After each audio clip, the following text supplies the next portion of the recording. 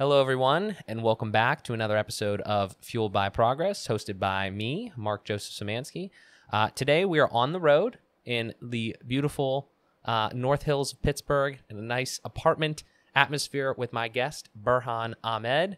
And side note, I think that's probably the first time that I've ever actually appropriately and correctly pronounced your name. Is that right? Yeah, I mean, if you want to get technical, like if you want like the Brown pronunciation of how I grew up, it's actually Burhan Ahmed. Okay. But like, I've been just used to calling Burhan Ahmed. I gotcha. I was specifically talking about the first name because I think I call you Burhan all the time, and that's I feel bad about that. That's cool. But anyway, since kindergarten, bud. yeah. But appreciate you coming on, man. Thank you so much. Thank you for having me. Yeah, absolutely. Okay, so like with all of our guests, I think that it's important to kind of give our audience a context, background, and everything like that with who our guests are and, why, how, I and the FBP team and everybody like that knows our guests, how we came to be and everything. So I'll give a little bit of an introduction as far as, that my side of it. And then we always like to dive into, the things that have gotten you to the point you're at, your aspirations, all that sort of stuff. And then just, natural conversation after that. And, we see where these go. So, where do we begin? It's an interesting story. It predates back to all the stuff that I've personally been doing. Obviously, like we knew each other. When do we meet each other? Probably I get the years mixed up because it's already been so long and I have a terrible memory. But I think it's been probably like we just had this conversation. It was like 6 years ago or something like that. But you're gonna tell me it was some other thing because it was I thought early 2014. I thought you were here before you were actually here, and you'll get into that obviously, but emigrating from Canada to the U.S. and we met at Deck Star, North Hills Deck Hockey now, but Deck Hockey, and there was a bunch of obviously that was a very interesting time for us. We were in like our teen years, and I had played hockey elsewhere, and you'd played hockey in Canada and soccer and all that other stuff, and then we met each other there, and I think we were on like I don't know what team we were on, like IHG or something like that. And R.I.P. Doug Sable. R.I.P. Yeah. Great guy. And, we met there, and I actually this is a really good spot to start the whole thing, obviously, because I can't remember, terrible memory, like I said, but there is in regards to our history, we met each other. We played on a lot of hockey teams. How the fuck did we actually become like really good friends? Not saying that obviously it's been a great friendship, but I'm saying is like I can't put the connection together, and maybe you can in the story.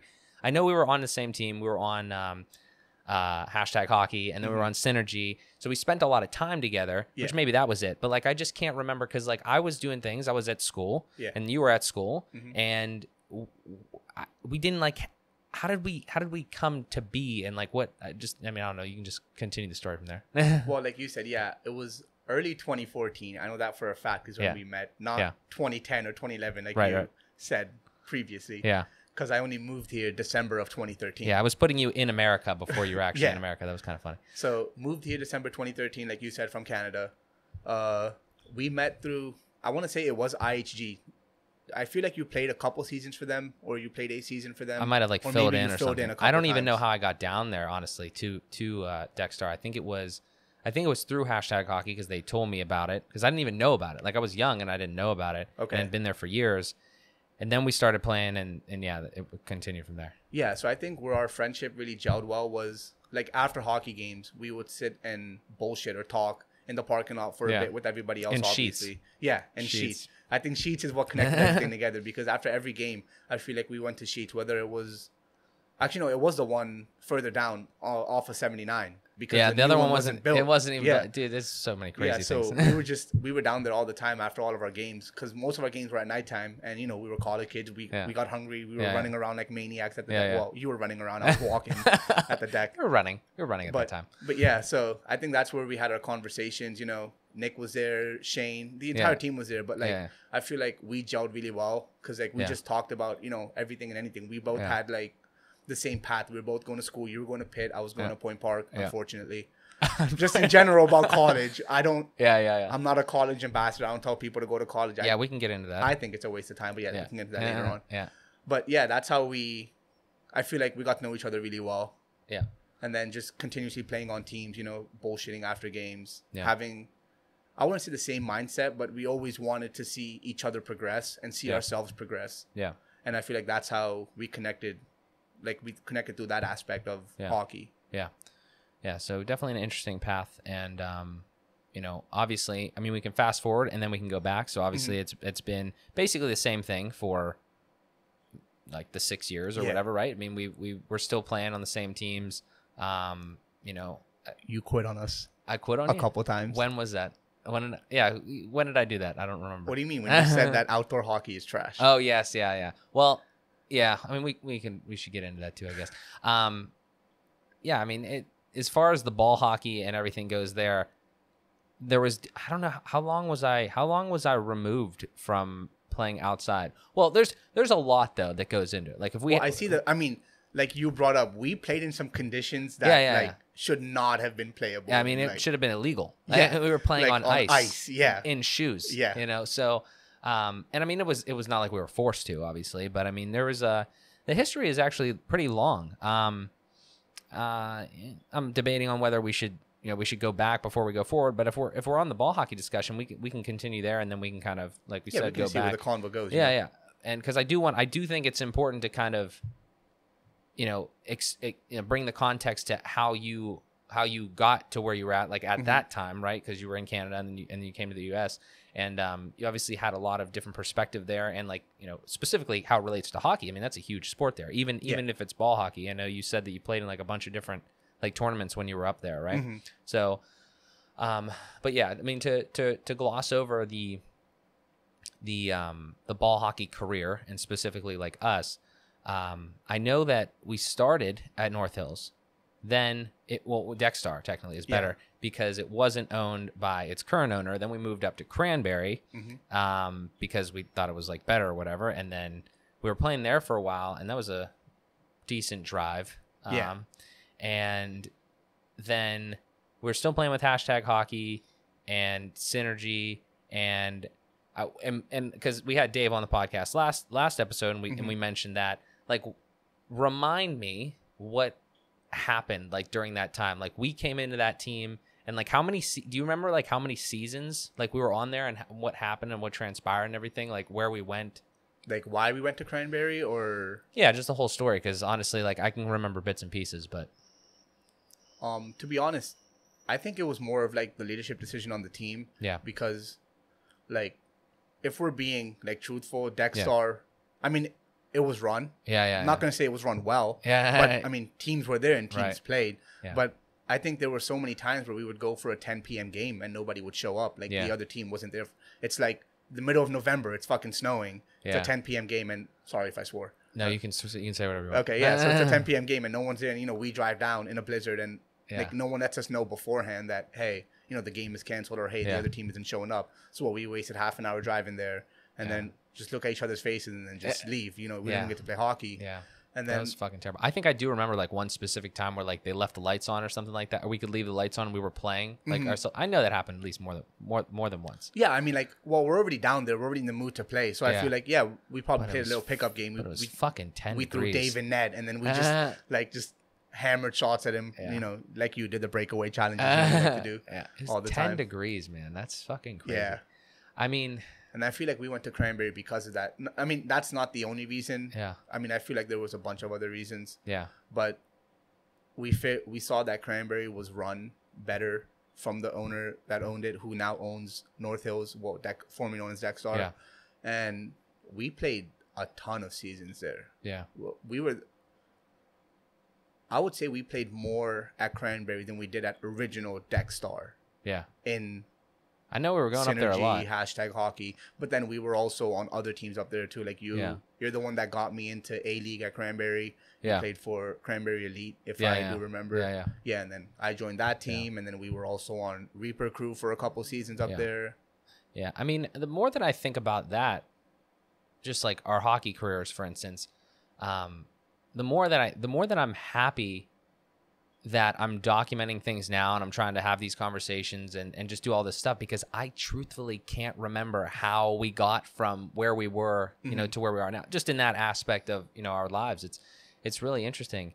You know, and specifically, like I remember with Cranberry, like we came onto the scene and we were, you know, I would say good hockey players for our age at that time, you know, not like nothing, you know, not USA talent, but, you know, but we were pretty good hockey players. And then, you know, you continue to make those connections and it's just like a job or anything like that. You know, you kind of work your way into like a better team. And Dave and I touched on that last time. It's like, you know, we were playing on #hockey and Synergy and all that. And then, you know, like you said, we moved our way up to Cranberry Elite and we were playing on those better teams. And then it kind of just evolved from there. I mean, once new ownership took over at formerly Dexstar, then it was kind of like a whole different game down there because it was kind of like Cranberry but closer. Yeah. And that ended up being a much better situation for us. And at what point do you remember that we just stopped playing at Cranberry? When was the last time you played at Cranberry? I feel like it was last time I played at Cranberry, I can't even remember. Yeah. I haven't been there in a while. Yeah. And I think after our first season at North Hills is when we're like, yeah, we're not going to go up to Cranberry anymore because one, it's further. Yeah. And two, since the ownership change, we know it's going to be the same way well run as it is down here as it was up there. Right. Yeah. So I don't know. That was an interesting time for sure. And it's just evolved. And like you said, like quitting on you and the team and everything. I wish True story. Yeah, it is a true story. I wish I remembered when it was, and probably I'm sure it's burned into your memory, so I'll let you tell the story. But we went through like you alluded to so much at like Cranberry. I remember literally playing on ice at Cranberry, like, you know, and obviously no fault of, you know, whatever. Like we decided, I mean, it was our passion. Yeah, we decided that we wanted to do that, and we were much younger at that point. And you know, I'm starting to feel the wear and tear a little bit now, but. You know, at that time, you know, you could fall and you get down, you know, and whatever. And I know you've had your fair share of ankle injuries, and I have a thumb that doesn't really look the same as the other thumb. Thank you, Sean Hines. But you know, it's interesting to see, you know, kind of where we gotten from here. And then there was just a point in time where I was like, if I don't have to play outdoors in the bad times of the year, then I didn't really want to. And I don't know, I mean, fast forwarding to right now. But I feel like, not to cut you off, no, go ahead. I feel like that ideology took over and you just didn't want to play outdoors in general. Because how long was it? I don't remember. Maybe a year and a half, 2 years. I don't know. It was a decent span where I think it was at least a year. Where like Did I not play outside last summer? I don't think you did because your excuse was it still rains in the summer. It might have been, yeah. Yeah, because I know there was a long time. And then all the stuff that has happened this year has obviously changed a lot of that. Because you can't play many places. So, yeah, I'm kind of just back. We actually don't play at North Hills. It's just a cover-up. Yeah, it's cover-up. Yeah, we don't. There's nothing going on. But yeah, so that's a long history of that. Maybe we go back now. Maybe we go back to, you know, how it all started and everything like that. And truthfully to you, like, give me the overview of the first, I guess, 18 years of your life. That's kind of a loaded question, but you know, the overview there and kind of like everything that happened in a package, and then we can kind of dive into more stuff because that's when our relationship started. So I kind of know roughly after. Okay, so I wasn't born in Canada or America. I don't know if. I mean, assuming from my skin, most of people would put that together. I was actually born in Pakistan. Okay. But we moved when I was real young. I would say like less than a year old, we moved to New York City. And then in 98 is when my brother was born. Yeah. Ism, when you guys know him. Yeah. Some of you guys don't. I don't know. Army recruiter, hit him up if you're trying to go in the military. Just got to plug him real quick. We were in New York City up until even after 9/11. My father died around 9/11. My biological father. So my mom, you know, single mom being like she was raising us in New York City. Yeah. It was tough for her, even though I don't remember everything. I can vividly remember people like spitting on her because she's wearing like, you know, a hijab after 9/11. You know, a lot of people. Yeah. Tense situation back then because it was like the first time I would say since Pearl Harbor maybe Americans felt like an attack directly on them. Yeah. So it was hard for my mom, like hard for her to raise us in that kind of environment, in that kind of situation. Right. I mean, she knew English, she had a job, but at the same time, her English wasn't perfect, and you know, she was brown, so she would wear her headscarf as for religion purposes. 5 kids? At that point, there were only 2. Okay. It was just Ism and I. Yeah. This is early 01, well, late 01 after 9/11. We moved to Canada, I would say, shortly after that because my grandparents, her mom and dad advised her to, you know, get out of New York City. Right. Like, it's not safe. You know, you're calling us every other day. You know, there's been an issue here, an issue there, issue with work, issue with race, you know, racial slurs being thrown at you while you're walking up and down the street. Right. So we moved to Canada, and that is when my mom got remarried. Mm-hmm. So, like, to my stepfather now, obviously. Right. And then we were in Canada for I would say 03, 04 till about 2013. And that's when, you know, kids just started popping up. My mom had a kid in 05, 06, and 07. So, I have 4 younger siblings. I'm the oldest. The other 3 have only lived in Canada, and then now Pittsburgh, and now they're in Florida. Yeah. But, yeah, growing up in Canada, I would say there are a lot of similarities, but there are big differences as well. Right. So, like, Canada, as everybody says, you know, laid back, everyone's polite, hello, thank you, you know, all that stuff, all that good stuff. But just like with any place, it has its downsides as well. Like, there is racism in Canada as well. Whether that, it's not, I wouldn't say it's the same level as people. I mean, I've experienced racism here. Yeah. And I've experienced racism there. Yeah, over here is a lot more, but like, Canada isn't all like it's made out to be. Yeah, there's racism there too. Right. Especially, for some reason, it's always sports that bring it up. You know, heat of the moment, everyone's pissed, you know. Yeah. So, yeah, I've had, like, in high school, when I played hockey, I've experienced racism in tournaments over there. Yeah. Just like I experienced racism in almost every tournament I join in over here. Yeah. But, yeah, so that's what kind of got me into hockey. We moved to Canada. My mom wanted something for us to do. She tried putting us in swimming at an early age. Found that boring. She put us in soccer. I loved soccer. And then Well, we got to stop there for a second. Weren't you like All-American or something? Well, I mean, All-Canadian? Yeah, but it's not as to a point where, like, an All-American is a standout. And Canadian high school sports aren't big at all unless it's ice hockey. Okay. Like, it's not, like, high school sports over here are broadcasted on TV. Right. Like, I've seen high school sports on WPXI or whatever station I watch. Yeah. But over there, like, high school sports are just an afterthought. Like, oh, you're on the team. Congrats. You know, you made the team. You get to play a couple games. You get to skip school. You know, you have fun. But over here, it's like you're recruiting those kids to go to college and play for your college, you know. Like, you have scouts coming in America. Like, you have scouts coming to high schools in America to recruit, you know, 5-star recruits to whatever college, Auburn, whatever college you're going to. Yeah. Because they want that program to flourish. And it only flourishes when you recruit the good kids. Right. So I feel like that is a missed opportunity in Canada because a lot of people, there are talented people. There are talented people all over the world.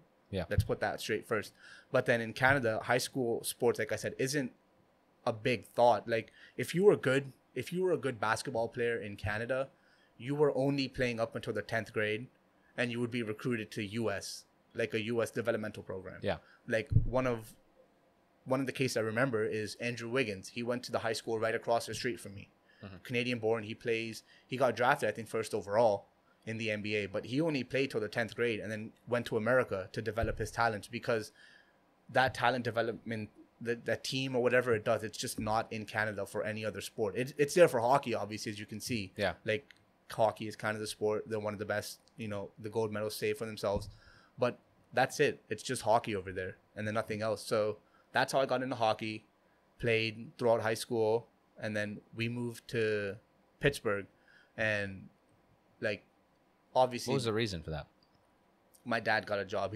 I don't know. He just didn't. I don't know what the exact reason is. There's so many different reasons he throws out, and we're just like, you just wanted to. Just destiny. Yeah. You just want to get out of there. Yeah. There was a bunch of religious reasons as well that I don't think a bunch of people. I can explain it if you want me to. Yes. But I feel like a lot of people. I don't know most of the understand story. It. So. Okay, so, being Muslim, there's like 72 different sects of like Islam. Yeah. And we're one of them. We're called Ahmadis.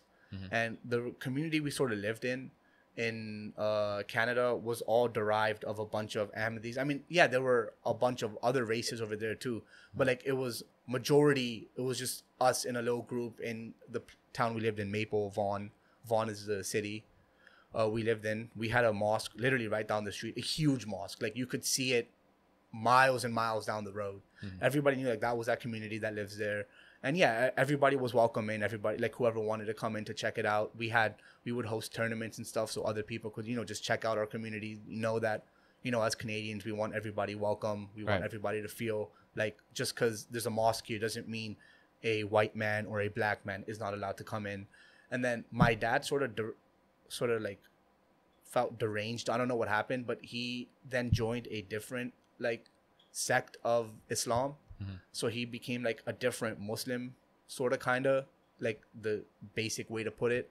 And he didn't want like my younger kids growing up, not my kids, my younger siblings growing up in that fact. Like he wanted them to follow him, even though they don't. But, he just thought that if they move out, it would be better for them. So then that was one main point. He got a job here, another main point. And then his sister already lived in Pittsburgh. And I think you've met his sister's son, Khalid. Yeah. We went to BJ's with him once. Yeah. That was a terrible experience. Great dude. What's up, Khalid? Yeah. So his family was already in Pittsburgh. His dad worked for UPMC. He was like the chief of medical staff or whatever. So that's how we got the connection to Pittsburgh. It was two destinations. It was either Pittsburgh or Houston. And my mom really vouched for Pittsburgh because it was only a 5-hour drive to Canada. Compared to Houston, where I guess you can drive, but it's not easy it's not an easy drive. You got to fly. Yeah. So we moved to Pittsburgh, and then that's where everything started. I was looking, so I left all my high school friends, everything back in Canada. This is like fresh out of high school. I haven't even I applied to college. Well, it's called they're called university over there. Yeah. So I applied to university, got into a couple of them, but then declined the offer because my dad's like, yeah, we're gonna move. So we moved. I left, all my friends, everything behind, and then we moved here. And I guess Ism and I took it the hardest because Ism still hadn't graduated high school. This was in 2013. I think he graduated 2015. I don't want to put a date on it, but he definitely had another year or two in high school left. So when we moved, he didn't move with us. He actually stayed up until the summer of 2014 because he had to finish out his high school in Canada, like the grade he was in. Yeah. And that's when he came over. I think he did the 11th, his junior and senior year in Pittsburgh at Fox Chapel High School. Hated every moment of it, he said. But like I said, we took it the hardest because the younger kids, they were... So in 2012, one was 7, one was 6, and one was 5. So they had friends, but it wasn't like the connections you make throughout high school. Throughout high school, those are supposed to be your lifelong friends. Or I mean, even if some of you fall apart, you still have those couple core guys or girls to lean on whenever you go through tough times and whatnot. Yeah. So when we moved, we still had those friends. Even when we go back, we're still very good friends. Whenever I see them, whenever they see me, whenever Ism sees his friends, they came visited a couple times already. On Warzone. I mean, we're always on Warzone too. Yeah. Hit me up on Warzone. I'm a god. But you can ask Mark on that. Yeah, we'll throw his gamer tag in the description. But yeah, so we moved to Pittsburgh, and like I said, I guess Ism and I were very depressed. When we moved here, we had nothing to do. We don't know anything about this city. We have our cousins here, but you can only hang out with them for so long until you get sick and tired of them too, seeing them every day. So I told my mom, I was like, well, we want to play hockey. That's all we did in Canada with friends. So I feel like the easiest way to make friends over here would be to get somewhere that they play hockey at and, develop connections from there. And so we looked around. We didn't really know what to search because we didn't know what deck hockey was. Right. We knew what ball hockey was, but we never heard of the term deck hockey, even in Canada. Now, granted, I wasn't in a national stage where I was a fucking standout. And those guys that play up in Barrie and they play in leagues, those guys probably know what deck hockey is. Yeah. But we were high school kids and all we knew was ball hockey. Yeah. So we would go to Google, search ball hockey leagues in Pittsburgh, and there was nothing that came up. There was absolutely nothing. There was the Boys and Girls Club and whatnot, but that was for a specific age group that we were obviously too old for. Yeah. And then there was a floor hockey league near our house in Fox Chapel, which was also for kids that go to that school. But Ism didn't want to join that yet because he didn't know anybody there. So then, and I couldn't play there. So then through Point Park is what I found out what deck hockey was. So like when I was going, so I went to CCAC for a semester here, transferred over to Point Park, talked to the counselor, and I was like, she's like, yeah, what's your hobbies? I was like, I don't know, playing hockey. And she's like, oh, well, we don't have a hockey team, but there is a deck hockey league that some Point Park kids play in. And I was like, oh, what's deck hockey? And she's like, it's hockey. I was like, is it like rollerblading, or is it like, is it like another term? She's like, oh no, you play with the ball on your feet. And I was like, oh, okay. So it's just what ball hockey was. Did you ever skate? Ice skate? Yeah. I mean, I know we've skated before, but like when you were in Canada and when you were playing hockey a lot before you got here, did you play ice hockey, or did you play roller hockey, or did you just play ball hockey? Ball, and I played ice, but I wasn't really good. Yeah. But it was fun though. Like, right.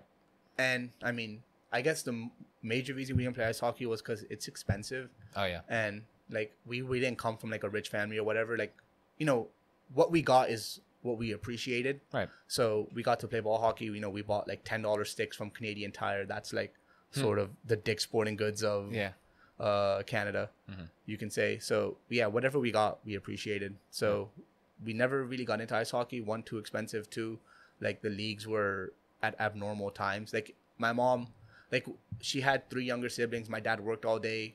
Ism and I didn't drive back in Canada, so we didn't have access to go to these ice hockey leagues because they were all like they're like in the middle evening. Of the night. Yeah, they're like in the evening and night times. And my mom's like, well, you can't do that, but ball hockey you can do because it's right after school, and then you can take a bus right home.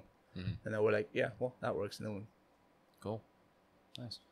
Okay, so now we've gotten to that point there, and that's an interesting story. I'm learning a lot here because I didn't know most of this stuff.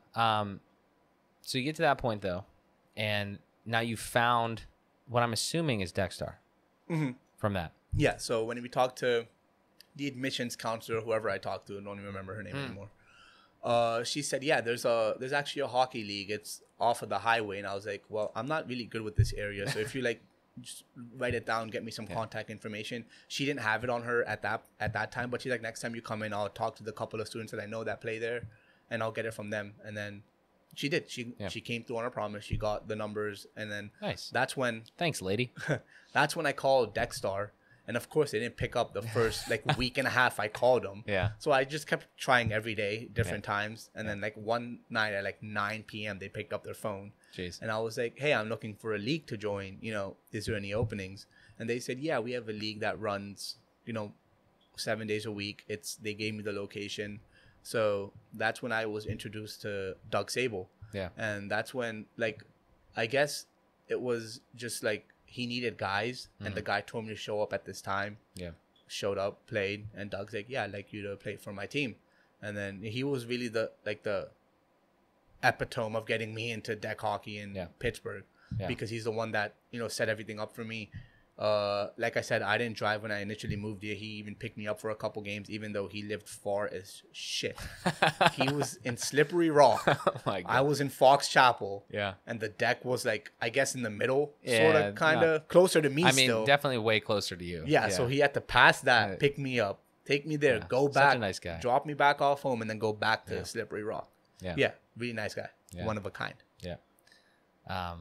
Yeah. So I think that what I was going to say there earlier was, that's an interesting story for a lot of reasons. One of them is that you were able to get that resource from, new people that you met here, and like you said, your counselor down at Point Park. And I was thinking, like when you typed in, and this is an interesting experiment. So this is back in 2013, 2014-ish, right? Yeah.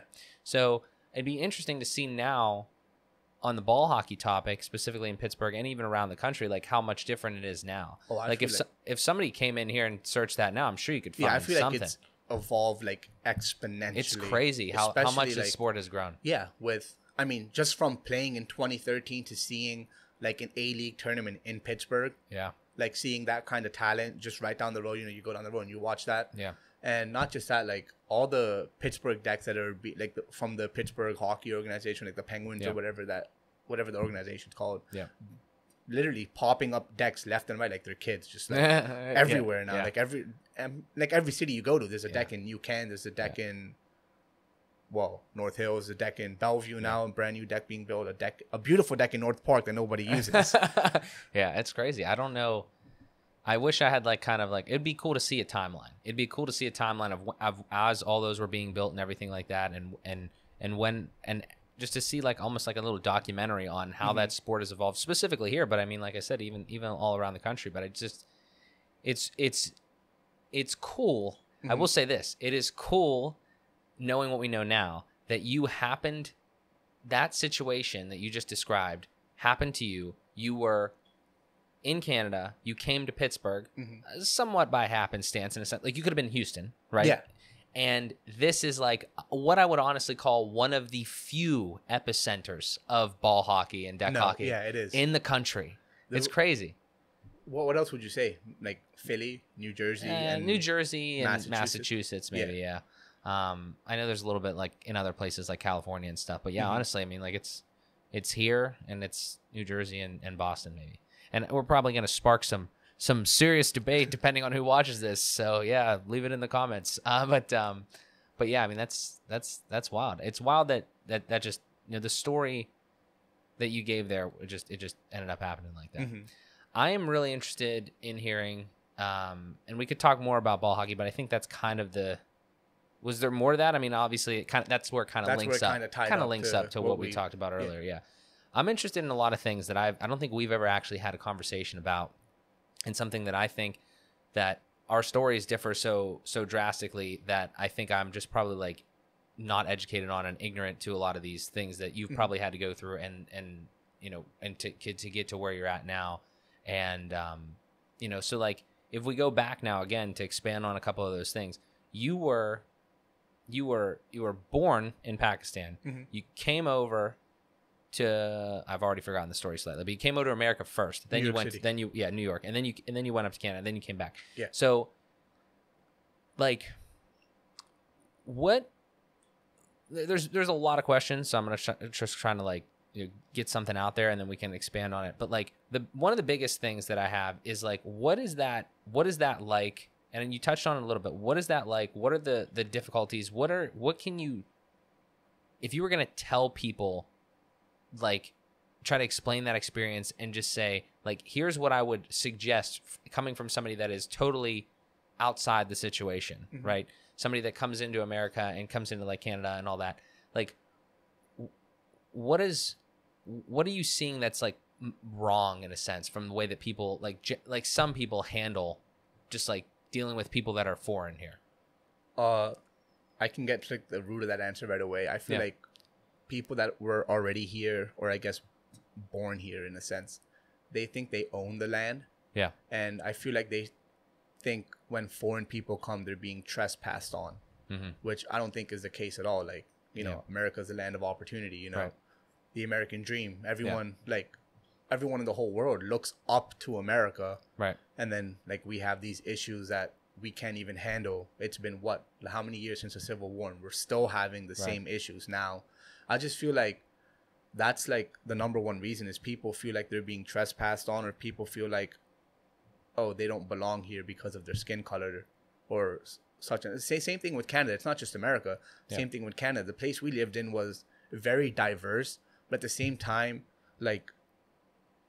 I don't want to generalize, but white people were upset that there were so many brown, black, Asian, all these communities. Right. I guess what they would call invading on their land, when that wasn't the case at all. Canada was inviting immigrants from all over the world. That's how you build your economy. That's how you build a country. Right. That's how you build a united country. Yeah. You want everybody to feel like they're welcome. You want everybody to know that they're welcome, not just feel. Yeah.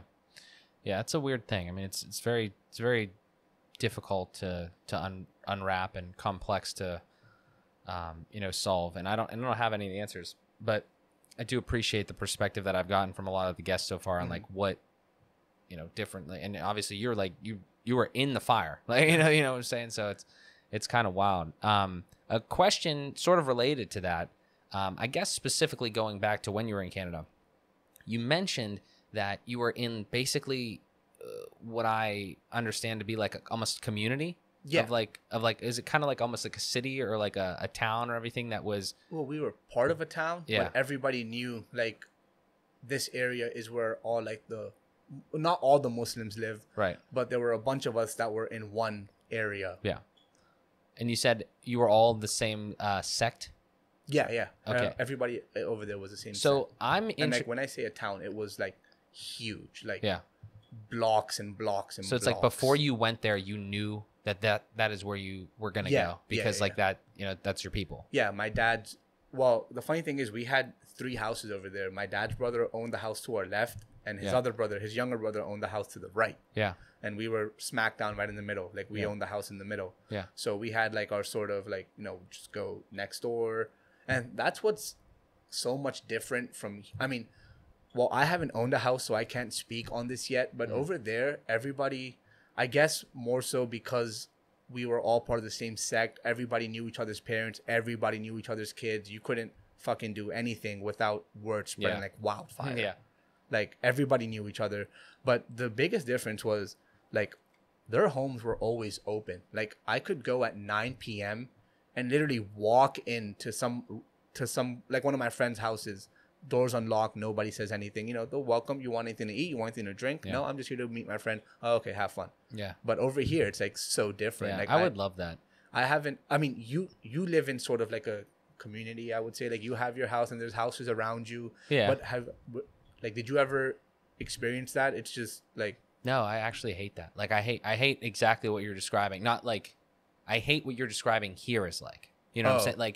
Like I don't like the fact that, well, obviously if I don't know somebody, I'm not going to fucking walk in their house. But you know what I'm saying? Like it would be cool. It would be really cool. And I hope this one day where I could get into a neighborhood, you know, with friends that I know or other people that I meet as I get there. And like, I'm cool with everybody. I'll tell you this exactly what you're saying, even though your situation there was a little different because you guys you didn't know each other, but you all had a very commonality amongst you. And you said like, you know, to the right and left of you were actually family. Yeah. Right. But what I will tell you is, and I think it's been a shitty part of my life to this point. I still live with my parents, obviously, and I live in their house. And the people like to the left and the right of us, and like I've never really known any of my neighbors because like I was so young, and my parents established this relationship. I've lived there my whole life, so they established this basically a bad relationship with my neighbors. You know what I'm saying? I just think I think that's so crazy. I hate that. You got to live by these people. Yeah, for however long you want to stay there. Like, be nice. But I would say like it was different because like we were all, you know, the same community. We were all Muslim. We were all the same sect of Islam. So, but it wasn't just tied down to us though. We had a bunch of like white, black, Asian friends that lived in or around that community, walking distance. Yeah. Like it's hard to explain what it was like. Like it's hard for me to make you imagine what it was like. But it's just like if one of my white friends just wanted to walk into my house, they wouldn't even let me know. Like, you know, our doors were open. We had a screened-in porch. The porch door is open. You just walk right in. Yeah. And nobody says anything. Like, oh, hey, you're here. Hey, what's going on? Like, you want anything to eat? You want anything to drink? I don't know. It'd be interesting to extrapolate that out and see if it was like most of Canada or like even most of like that area. You know what I'm saying? Well, I feel like I don't know where you were from, but let me ask you the question: were you in like a place that that's around Toronto, right? It's so I would say like how far Shaler is from downtown is how far like we were from Toronto. About 20 minutes ish, but their traffic and rush hour is a lot different. I got you. Like people complain about traffic here, right? And I show them images of rush hour and traffic. Like Highway 401 is the most congested highway in the world. Okay. If you see that rush hour, like if you work at 9 a.m., if you don't start driving at 6:30, you're not making your 9 a.m. shift downtown. I'm just wondering too, is that mentality, is that like, you know, circumstance where you're just, you know, it's very kind, it's very trusting, it's very all that. Was that specific to that little area? Was that specific to Toronto? Was that specific to Canada in general? Or like, what do you like? No, I can't generalize Canada, but I mean, I visited my friends and cousins in other parts of the city, and it was pretty much the same thing. Like, you could walk down the street, and if you know, like, obviously if you don't know somebody, you're not going to walk into their house. Yeah. But like my cousin Mobaho, you may have played with him Warzone a couple times. I don't know. I think I was sort of guest on a FaceTime. FaceTime, yeah. You didn't mean to FaceTime. Same thing with his neighborhood. Like people very friendly. You know, he did not live with us. He lived across the city, and his was predominantly Caucasian. His community, and it was the same sort of issue, like same sort of deal. You could just walk in, and I feel like that is lost in nowadays. Like when we moved from Canada to Pittsburgh, the first thing my mom did was like bake like our cultural dishes and give it to neighbors. Like, and I just don't feel like people do that anymore. Now, like I said, I don't own a house, so I don't know how people welcome other people. Were they appreciative of that? How did that go? Yeah, they enjoyed it. Yeah. And but you never got that same experience? No, because the guy in front of us had like 7 dogs, so I wasn't going to walk into his house. But they would drop dishes off to our house too. Like they drop dishes off, we would let them know, like, you know, we can't eat pork, we can't eat bacon. Right. And they would drop off, like, I don't know. Yeah. Cauliflower. That would be awesome. Like I said, I think it would be cool. I don't know how you, because I think there's a lot there. I think there's like, it's a person to person thing. It's the type of people that you're, you know, with, the type of people that you're around. You know, it's probably a cultural thing to some sort of an extent, at least. I don't know many places in America where you can do that type of thing, or that thing's normal. I also feel like it has to be built on a good foundation. You can't just move into a neighborhood and expect that. Like, somebody has to start that somewhere, you know? Yeah. But at the very minimum, like I said, if I move into a community or something, I would love to do that. Like, I would love to, I think there's a lot of dynamics too. I mean, we can get into it, but like, I think like there's some people, like, I think what happened, I'll use my place as an example. Obviously I was not a big player in it. I kind of just inherited it because I've been living there, but I don't mean to say like I did earlier, that my parents like just walked in there and like made a bad situation. Like they just started like, you know, doing whatever. But like what I'm saying is, I think they came in as one scenario. They came in and they were like a young couple that might have had, you know, they were about to have kids and stuff like that. And they moved in there and they started, you know, fixing the place up and stuff. And I think the people are still that they like are old people, like to the right and left of us and like around, you know, on the streets and everything. They just, it was almost like that. It's probably like they came in there. And it's like, oh, what are you doing in this neighborhood? You know what I'm saying? Like that type of a thing or something. And I hate that. Like, I don't know what the problem is though. I don't know if it's like older people that just like are kind of set in their ways. And that's like a real big thing. That's like in more than just this instance. It's a tough thing in so many aspects of life. And specifically, you know, here in the US, like whether it's political or whether it's, you know, almost territorial like that, it's like, we need to settle down a little bit. But yeah, I don't know exactly what the cause of that is or how that happens, but it is it would be nice. It would be nice to have a little bit more of a community sense. You know, like when you're older and you have a house and you kind of like just have friends that live next to you. Yeah, they live closer. So I don't know, but I don't know. I'm interested with all that and like the community aspect of it and it being centered, at least in your case up in Canada, sort of around religion. I am interested to hear basically your whole life perspective and your, how do I put this? Your experience with an opinion on religion. Just because like everybody has an opinion, I would say to some degree. I was raised Catholic, right? And I went to K through 12 or pre-K through 12 was all Catholic school. Okay. Right. Private. Right. And every day you had a religion class and, you know, you go through the sacraments and all this other stuff. So I don't know pretty much anything about Islam, Muslim and everything like that. I'd be interested to hear like obviously how it differs and more so on the second half of it, like what, like, are you still kind of like practicing and like what has your opinion changed at all? Do you think that maybe being here now and being in the situations that you are in now has changed any of your outlook on that, or like kind of what do you think? All right. So, so being where I was from, obviously I was pretty religious. So was everybody else around us. Like, you know, we weren't forced to do things, but like people would know when you wouldn't do it because everybody knows each other. Like when you're supposed to go to the mosque, you're not like, yeah, I've skipped prayers before to go fuck around with friends because like we're kids. That's what the fuck we do. Yeah. And then that word comes back to your mom and dad and you get your ass beat because you were supposed to go and pray, but you went out and like, I don't know, lit up fireworks, for example, or didn't go pray. You went somewhere to eat. Right. And your parents reply like, there's 24 hours in a day. It's 5 minutes. You got to go pray. Why couldn't you go eat in those 5 minutes? Like, why couldn't you go pray in those 5 minutes and eat after? And like, there's no answer to that. Like, right. I don't know. We're kids. Yeah. But yeah, moving here. So I wouldn't say I was the most religious person, and I wouldn't say that I'm like not religious at all. I think all religion has the same concept, like the 10 Commandments that, I don't know if it's you guys or Christians or I don't. Yeah, it's 10 Commandments to some degree. Yeah, so we have a similar, like it's all religion has the same baseline. Don't fucking hate people. Right. Don't murder people. Don't steal, you know, do what you think is the right thing. Right. And I feel like if everybody was religious and they followed the core religious beliefs, like, I don't know, I feel like the world would, maybe America would be a better place because they literally tell you not to hate people. Yeah. And they tell you not to like murder, not to steal, not to do this, not to do that.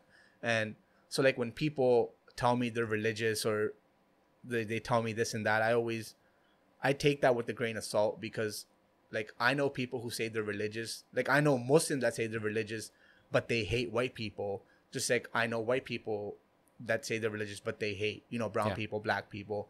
So for me, that was like a real turnoff on religion. Like if you were really religious, like you wouldn't care what the other person thinks or does because how religion says if you follow your religion, you're going to go to heaven, or if you don't follow, you're going to go to hell, if those are even real.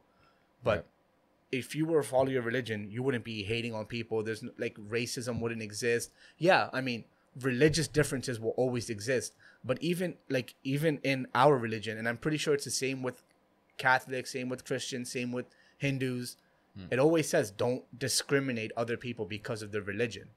And that's like the number one thing people do is discriminate other people. I wouldn't say because of religion, but because of skin color, and then skin color ties into cultural and religious issues. Right. So that was like I said, that was a huge turnoff for me. And I was like, well, I mean, I guess I'm still sort of religious. Like, yeah, I'll do what I have to do. But at the same time, like, I follow a bunch of like ex-Ahmadis. Like they used to be Muslim and now they're not. Yeah. And it's really eye-opening about the stuff they say about like Islam and like how backwards it is, but how forward they pretend to be. And I feel, if that makes sense. Yeah, I mean, if you want to define it a little bit, like give an example. Well, like, I don't want to, like, you know, say something that's not true. But from what I've read, from what they've said, like, and this is, like, my family is a prime example. My family, like, hated gay people. Yeah. Because it was against Islam. Like, homosexuality is literally banned in Islam. Like, if you're if you're gay or if you're a lesbian, you're like supposed to be expelled from Islam, which I think is so stupid. Like, well, and then the reason for that was because there was a prophet that came down and he told there was a town that was gay and he told them whole town from what the scripture says. They were gay. He told them, you know, God doesn't like this. You're going to die if you don't switch your ways. They didn't switch their ways and they all died, apparently. I don't know how true that is. It's called a story. Yeah. I mean, it's the same thing. Catholicism. I mean, it's all just... I mean, I don't know how true that is. Nobody lived. Like, nobody's alive from that time to tell us how true that is. It's just whatever's written in scripture. Yeah. And I feel like that scripture, maybe it was okay 1,400 years ago, but if you read it word for word, it is not okay in today's world. Yeah. Like the shit that's said in those books, not just the Quran, like even in the Bible, it's not okay. Like it does not go with the world's views. Right. And I think that's why we have a law that separates fucking religion and government. Yeah. Like government can't, like the religion can't own government, vice versa. Right. And like, yeah, my family was a prime example. Like Ism and I literally had to explain to my mom. And I don't even know if my dad gets it, but we had to explain to my mom. And that's when my mom like came around to the fact that, yeah, if people are gay, you know, they're gay. The number one rule that we followed when we were young was at the end of the day, God is there to judge us. Like, why are other people trying to judge people? Like, if God was real and if God is going to judge you, then other people shouldn't give a shit. Like, if you're gay and you're a Muslim, so what? Let God deal with that. Like, why are you going to expel them from the mosque, or why are you going to send a letter to the entire community saying, oh, this person, yeah, I swear to God, this person's son is gay, so he's not a Muslim anymore. Yeah. Like, why have that on that level? Like, why are you telling everybody, mind your own bit? He's gay, so what? Yeah. And it's just, like, now that you bring that religion topic up, like, even my family, there's, like, my mom. So Ism and I, and then Khalid's sister, who's, like, a real, like, she's involved in, like, every movement there is in the fucking world. Okay. So she, like religious movement or just activism? No, activism. Okay. So, like, she's in everything. So, like, my mom didn't understand why women get raped, which is, like, why? Yeah, she's like, no, her reason being for why was because they were asking for it. And, like, me being, like, the way I think and Ism being the way he thinks, that was just, like, an eye-opening moment for us, like, especially because we have a little sister. Yeah. So we had this conversation, and this was, like, in hours and hours. Like, we started at 10 p.m. and we were talking to, like, 4 a.m. about this issue. Yeah. So, like, we were trying to get her perspective. My mom's sister was here. My dad's sister was there. And they all had the same beliefs. Like, oh, if a woman goes to a club and is wearing provocative clothing, that's an open invitation for a man. And I looked at her and I was like, what? Like, what the hell do you mean? Like, it's like, yeah. I don't know I don't know your family's beliefs at all, but that's just what they believe. And then, yeah. Well, let's stop there and unpack that a little bit, because that's an interesting one. I don't think that. Let me relate it to my family, because I think that I think one of the things that I can learn, and I think a lot of people can learn just from hearing that perspective, because I think a lot of people, specifically in America, probably don't hear that, right? They don't hear like a Islam Muslim perspective from the religious side of things. They probably just know a lot of fucking bullshit propaganda, I'm sure, right? Especially, like, as we alluded to earlier in the episode here.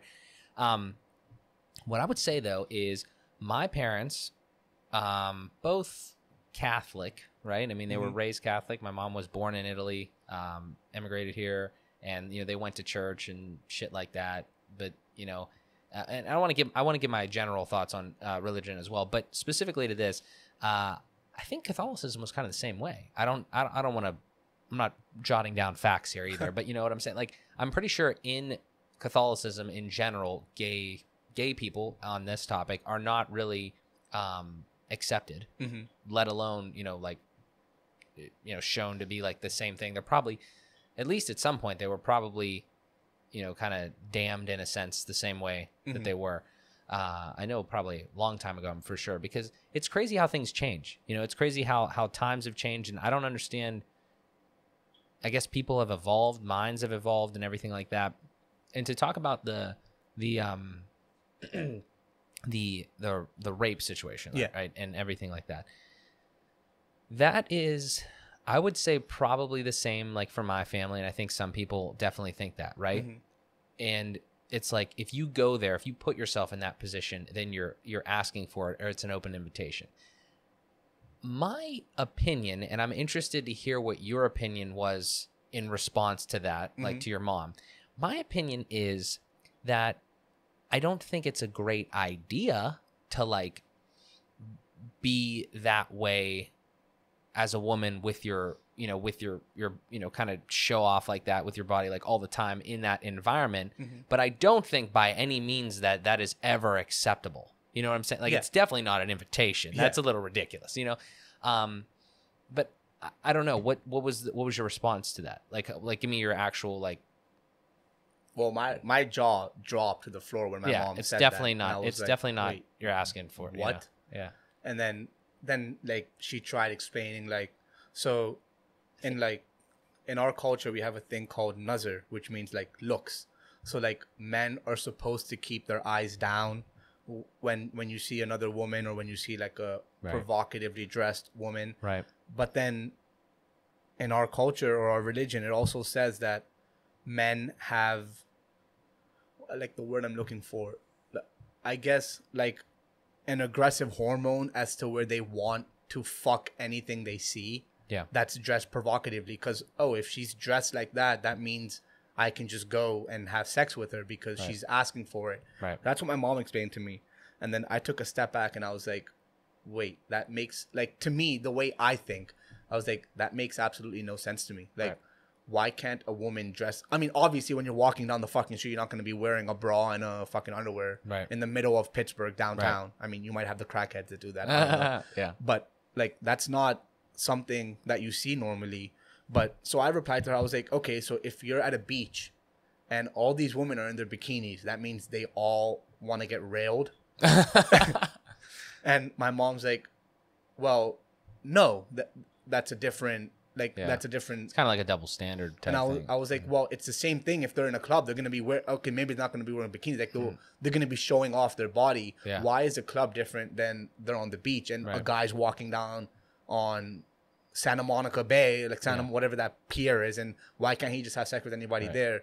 But the guy in the club can have sex with whoever he wants to. Yeah. And then, like, my mom took a step back. She's like, okay, like, I see what you're saying, but at the same time, like, if you're at a club, you're putting yourself in that position. And I was like, well, no, I've gone to a club not looking to have sex with every woman I see. I've gone to a club to have a good time, or, you know, to enjoy or to socialize with my friends. Right. The same reason why that woman is going to the club. Yeah, she's dressed provocative. So what? Like, woman, it's just such a hard topic to argue on, because, like, women can dress how they want to at the end of the day. Like, if men are shirtless, or, like, men go to clubs all the time. I'm sure you saw in Secrets when we went in Ocean City. Like, they're wearing button-down shirts, but none of the buttons are closed. They're all open, and you can see the entire body, right? Yeah. So, like, why isn't that an open invitation to have sex? Yeah. Like, obviously, men can't wear men can wear more or less clothing than a woman can, but yet the woman's body is objectified as an open invitation, yet a man's isn't. Yeah. And I tried to explain that to my mom, and, like, I think she got it to an extent, but then her, like, religious background was, like, overwhelming. Yeah. And I mean, it's tough to change, obviously. Like, I mean, if she's been in that zone for a long time. Let me ask you this question, though, about that and her background, and, like, not her specifically, but, like, the religious background of it. Please forgive me if I state this incorrectly, because I'm ignorant to this. But, like, if you in that like, in the Muslim society, religion, and everything, do women have to keep their face covered and everything like that? Like, how does all that, is that a certain sex or whatever? So, like, the easy answer, because I think that plays into it. The easy answer is no. No. Like, well, if you're in the Middle East, there are a lot, like, so Pakistan and the Middle East, they're two different.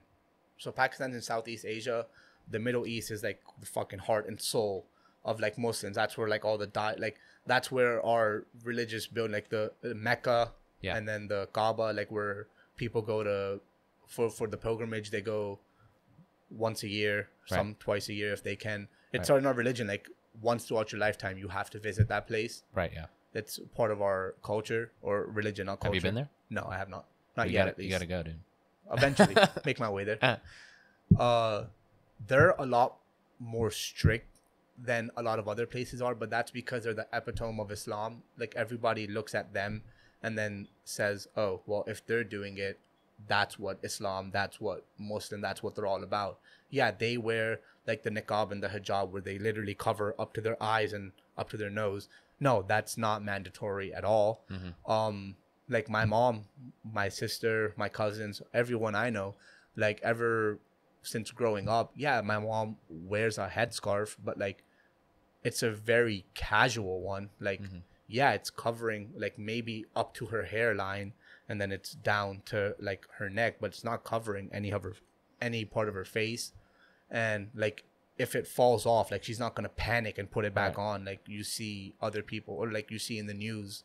So, with your comments about, like, religion, and you said earlier, like, how it's, like, behind, but it makes it seem like it's ahead or something like that, like Islam, like, what do you think about that? Like, do you think that is a right thing to do, or you think that is, like, playing into and has played into a lot of, like, people's beliefs as far as that goes? Like, you know, that's probably just how she's lived her life, right? Like, I mean, that's, you know, so she thinks that like, and is the society, and men can kind of do whatever they want, right? Like men is like, it's kind of like more like they're dominant, right? The dominant gender, right? So like, so is that just kind of like the overall point is like, you know, we're much more equal than that? Well, that's how she grew up, being like, you know, women cook at home, men go out and make money and come home. Yeah. Women raise the kids, men raise the family. Yeah. If that makes sense. Like, the woman's raising the kids, the men's bringing the household income home to raise the family in aspect. But yeah, that's how she was born. That's how she was raised. And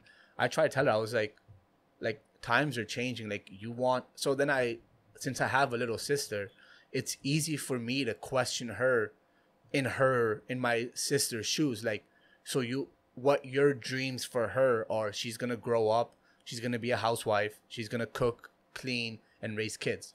And then my mom says, well, no, she can do what she wants. Yeah. And then I'm like, well, if she can do what she wants, why can't other women do what they want? Right. And that's when she gets confused, because it's hard to explain how our conversations go. Right. No, yeah, I understand though. That's because like having a sister there, it's a lot easier for my mom to visualize than like, oh, okay, so that's what you want her to do. Right. Like just cook, clean. And she's like, no, she can do whatever she wants. She can go to college. She can get a job. Yeah. And I was like, yeah, it's weird when it's like it's like close to the vest in that way. It's like, yeah, but other people, I think, yeah, I mean, it's obviously we're using your mom as an example. We're not fucking bashing anybody here. And it's just how they're grown. It's just how they've grown up. I think that's one thing. It's almost, you know, like you said earlier, it's like a judging type thing in a way, right? Like, and you can't do that. Like, you got to try your best and just not. I try to just not give a fuck most of the time, you know, truthfully about that stuff, because like I realize that I can't control anyone other than myself. Yeah. So, you know, ultimately, at the end of the day, it doesn't really matter. I mean, I get that, but at the same time, you can still try to change somebody's views. Like if they're ass backwards, like I feel like we've made like the amount of conversations my brother and I have had, and my sister too, who's like she's smart way beyond her age. Like she's a genius. She wants to become an astronaut, and I was like, good luck with that. Yeah. But like she's really smart. She like her only being 13. Well, I guess I haven't seen her for a year, so 12 was probably the last time we had these kinds of conversations with her. But even with her being 12 and the kind of input she puts in is just showing like, yeah, like women aren't just meant to cook, clean, and you know, like she's a smart kid. Like she's not just meant to go cook and clean. And then I go back and I think, well, how much potential have we wasted from all these women that were geniuses, but we're just forced to, you know, stay home, cook and clean. Right. Like, you know what I mean? Yeah. No, I mean, that's definitely Pete said it actually on in his episode. Can't remember what it was specifically about. It was the same thing, but it was like equality and like people having opportunity and stuff like that. There was probably a lot of great minds that we haven't had the opportunity. We haven't had the opportunity to witness or experience or get the benefit of in society because they just didn't have the opportunity to do so. So it's the same thing there. I would agree with that. Yeah. But no, I mean, that's interesting. And to kind of tie it all together, I guess, with the religion aspect of things. So let me start then. I'll give you my perspective, then you can kind of give your perspective of the same thing but different sides of the coin. We'll say, right?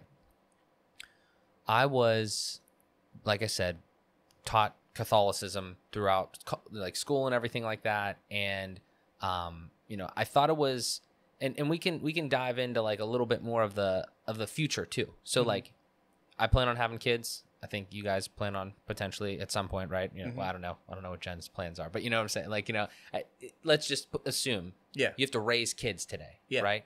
Like, how do you do that? What do you do? And all that sort of thing. Because based on my experience, like I said, I was raised, and I think that it provides a lot of good morals and a lot of good values. Like you said, those very core principles. But how do you do that? How do you put that into people without all the extra bullshit, without all the extra stuff that, you know, like you're saying, like if that's still being taught in religion, and we're at this point now where that's definitely not really the right thing, you know, how do you like, what do you do there? How do you get to the next level where you can pass that on? And even before that, the question before that is like, I don't find myself really religious at all anymore. Like I don't ever, like I would probably, I think it's safe to assume that I'm never going to go to church again, you know, like Catholic church again.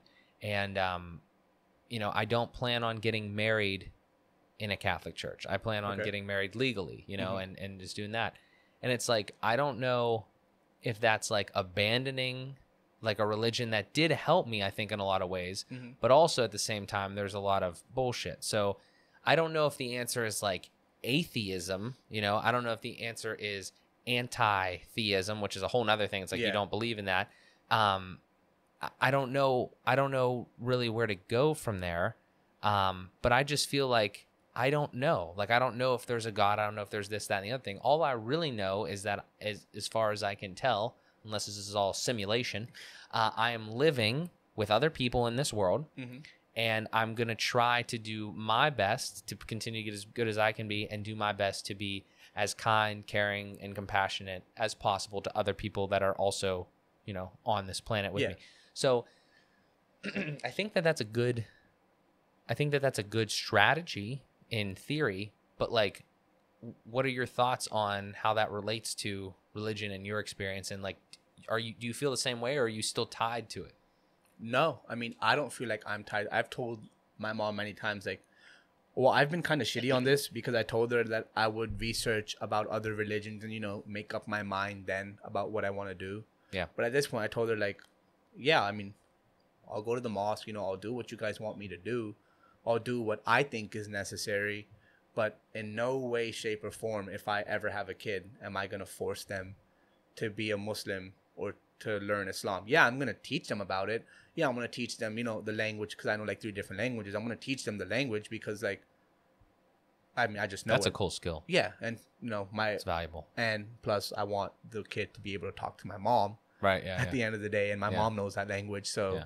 But I'm not going to force him just because he knows that language to learn about Islam or Muslim or Christian. I'm going to let him do whatever he wants to do. You know, if he wants to learn it by himself, sure. If not, whatever. Like, I wasn't given that opportunity. I was born a Muslim. I was born into Islam, and I was born with these values and beliefs that I had to uphold.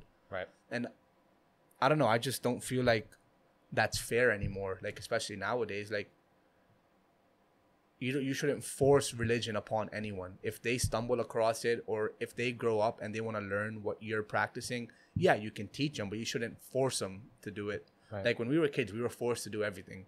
And I feel like that was what sort of pushed me away as well. And it's pushing a lot of people away. And I just feel like every religion needs like a revolutionary change to modern society, because I've done research on other religions, and they're all backwards as well. Like, it's not just Islam that's half-ass or like that's backwards. I feel like a lot of religions are. And I just don't want my kid to grow up knowing that he has to do this, he has to do that. If he wants to, sure. At the end of the day, in Islam, they believe that God has a plan for everybody. So if God already knows what's going to happen, or if this supreme being knows I'm going to have a kid, and I'm not gonna teach him this, then why punish the kid, or why punish me for it if that's what you wanted in the first place? Yeah. Like, that's like, I don't know what your belief is in God, but mine has derived so much from where it was to where it is now, just because of everything happening in the world. Like, you know, if God was real, why would homelessness be a problem? Why would world hunger be a problem? Why are people in the Middle East, kids being bombed every day? Kids not being able to live past 5, 6, 7 years old because of all the wars going on in the Middle East. Like, why are you creating this human just to put him to 5 to 7 years of pure anguish and pure pain, and then the kid dies? Right. Like, what kind of life is that? And it's not just the Middle East. Kids in Africa that, you know, are malnourished. They can't eat. They don't have anything to eat. They have to walk miles and miles just for a bucket of water for their family. Like, what kind of life is that for them to live? Like, yeah, I get it. They're a third world country. They don't have the resources that we do. Right. But if you're this supreme creature, why don't you just give them the resources? Why is their life harder than our life is? I get the war aspect. I get we won the war. I get we have the technology. They don't. Yeah. But at the end of the day, if God is bigger, better, badder than everybody else in the world, at least that's what we're made out to believe in, that God is the supreme being. He can do whatever he wants with a snap of a finger. Yeah. I imagine this is very confusing. Obviously, like from anybody that gets taught that from a young age, you know, and then you come up, and it's not just Muslim. It's most religions, like you said. I totally empathize with what you said there. I don't know if I've ever thought about it like specifically in that case, but what does that lead you to believe? Do you think that leads a lot of people to believe that there is no God? I mean, that's what caused me to question that. If that doesn't cause you to question if there is a God, then like obviously I can't help you anymore, because you have your beliefs, I have my beliefs, you know. Right. If these kind of world situations, like these kinds of stuff we have going on in the world, doesn't question you to believe that, then I don't know what to tell you. I have this conversation with my parents all the time. They say it's a test, like God is testing them. And I was like, well, why doesn't God test me? Like, why does it have to be these poor kids that are losing their family members daily, that don't have a mom and dad? Like, they literally watch their family get blown up into pieces in front of them. Like, what kind of test is that? Like, they're 5 years old. What the fuck are you testing them about? Yeah. Like, what kind of sense do they have? All they know is right or wrong. If I put my hand on the stove, it's going to burn. I'm not going to do that. But if a fucking bomb blows up in front of me, like, what kind of test is that? You know what I mean? Yeah. I don't know. It's a fucking deep thing. And that's what's just caused me to think the way that I do. Like, Right. when we were young, we would ask these questions, and they would be shot down by that same answer. It's just a test. God is testing you to see if you're true in your nature and religion, if you're pious, if you're righteous, if you're like a true believer. This is all a test. But at the same time, like, those, not just those kids, like those parents, like, they've been a Muslim their whole life. If now, I'm not insinuating anything, but if Islam was the true religion, like, why are we still fighting with one another? Like, why in the Middle East are there wars between two Muslim countries? Like, you know what I mean? Yeah. I don't know. You can't, and I'm not saying Islam was the best religion. I was just using that as an example. I don't know. I wish I knew like what the, you know, just for instance, like the Catholic opinion on that was. I don't actually ever remember hearing that, like, oh, you know, these people over there, and obviously it's probably not happening to as many Catholics as it's happening to, like, you know, Muslims and stuff like that. So it's probably like, it was like, oh, we just didn't fucking care about it because it wasn't happening to us. So I could definitely see that being the case. But I'd be interested to hear like if you brought that up to like the fucking Pope or something like that, like what's his answer to that? You know, it might be a test. I don't know. Not everybody's equal. Well, I mean, ever since I've grown up, that's all that they defer to. Oh, it's a test, you know. It's not happening to you, so don't worry about it. And I was like, okay. I mean, yeah, it's not directly affecting me, but indirectly, like mentally, if you think about those things, like, I don't want to say they fuck you up, but when you start thinking about what else is going on in the world and all these like kids and like, just imagine if you had a kid and they were put through that, you know? Yeah. Like, they're walking miles and miles all day to get water. Like, you can literally see every bone they have in their body because they don't get to eat. Yeah. I'm sitting here and I'm kind of thinking, you know, like where the fuck does the next piece of the conversation come, like when you're talking about that type of thing? Because when you start talking about religion and talk about God, and you have a predisposition of, you know, some sort of religion, it's like, what, like, it's just such an unknown thing, you know? It's like, I'm thinking in my head, I'm like, well, maybe one day I'll know, like, what happens, like, right when you die. Like, do you know, like, if there's a heaven, a hell, like, what happens, like, that sort of shit. Like, do you actually see God? Like, what's the deal? Well, apparently you get white flashing lights and you see everything that's ever happened to you throughout life. I'm almost, honest to God, it'd be like, it would actually be more, I think it might actually be more relieving to just know that it's all simulation and like nobody's actually getting hurt, you know? Like, it's like, but like, I don't even want to dive into that because I feel like my brain would melt. Well, I mean, I've had those with leaders, like in my religion, I've had those conversations, and like the way they describe hell is just pure torture. Yeah. I mean, it's the same thing for like Catholicism too. But at the same time, like they've said, I didn't mean to cut you off, No, but they've said that, like, you don't have to be Muslim to go into heaven. You don't have to be Christian or Catholic to go into hell. At the end of the day, I just think it's right or wrong. If you do more right things than you do wrong things, like, what are you really being punished for? Like, right.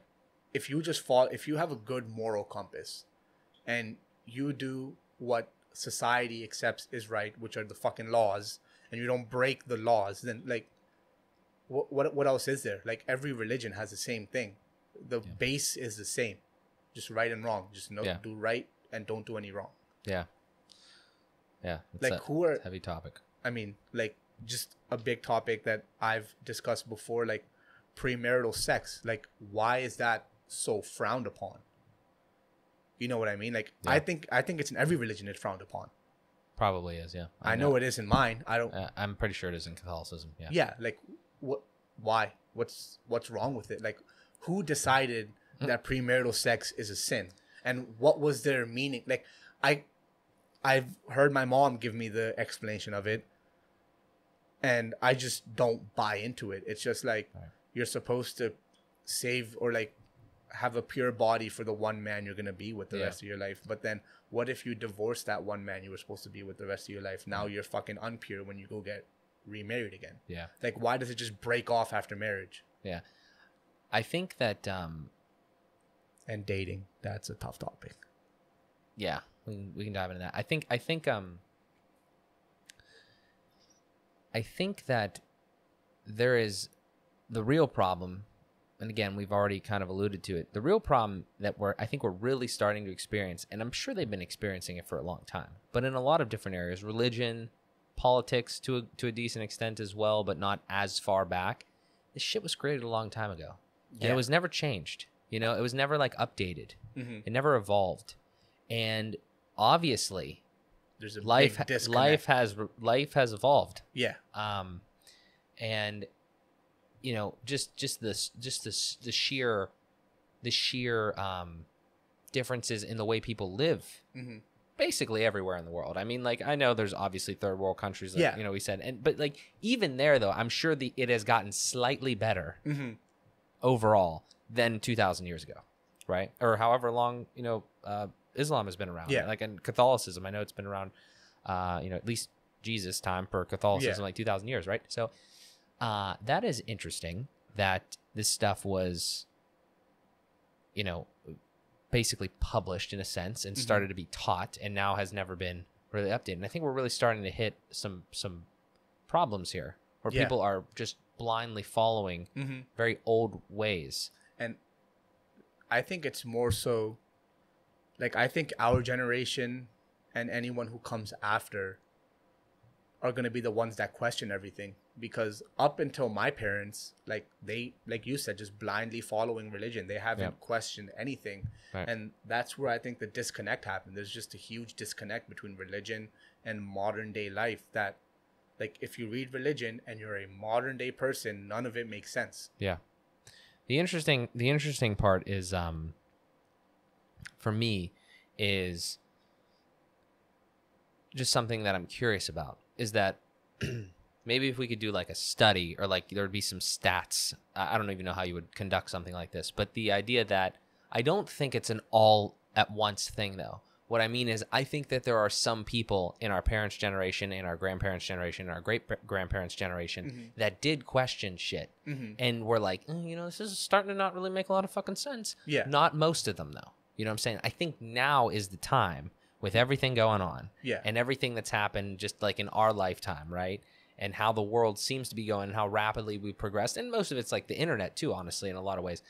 I think that it went from maybe like 1% in our great grandparents, and then maybe 2% or 3%, and then like maybe 5-10% in our parents' generation. And now it's like fucking 40 or you know, something big. You know, it's like, let's hold up here a little bit and let's try to, because now people have obviously like, think about if you were a grandparent of ours, you wouldn't even fucking understand what was going on across the world, you know. And now you can know just like that, like at the drop of a hat. Obviously, you know, the channels are just much greater. You know, Twitter, you know, so, you know, any social media or anything like that. So, That's all really intriguing, and it's going to be very interesting to see how the world changes and perspective changes just in our lifetime, let alone after that.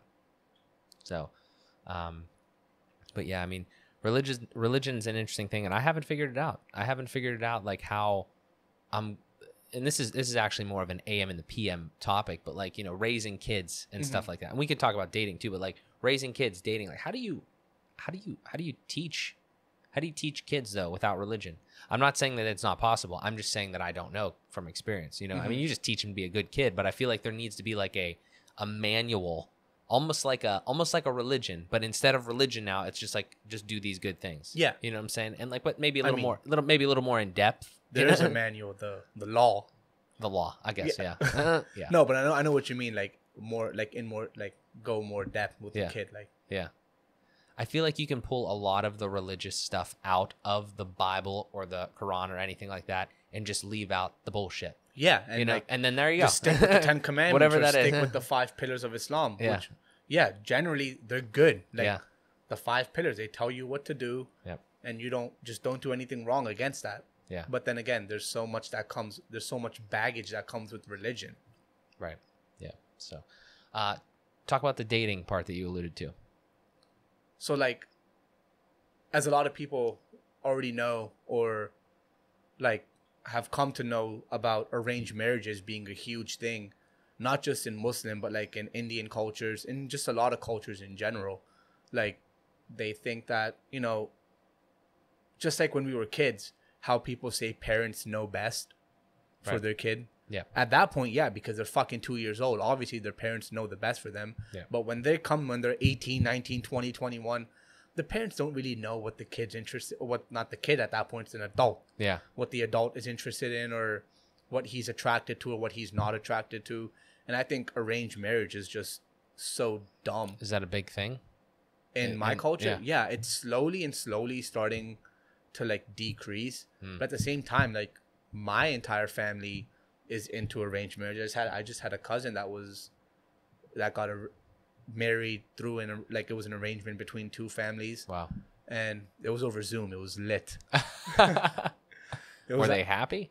Yeah, I mean, they knew each other before then, so like they got to talk it out, you know, and then sort of just happened.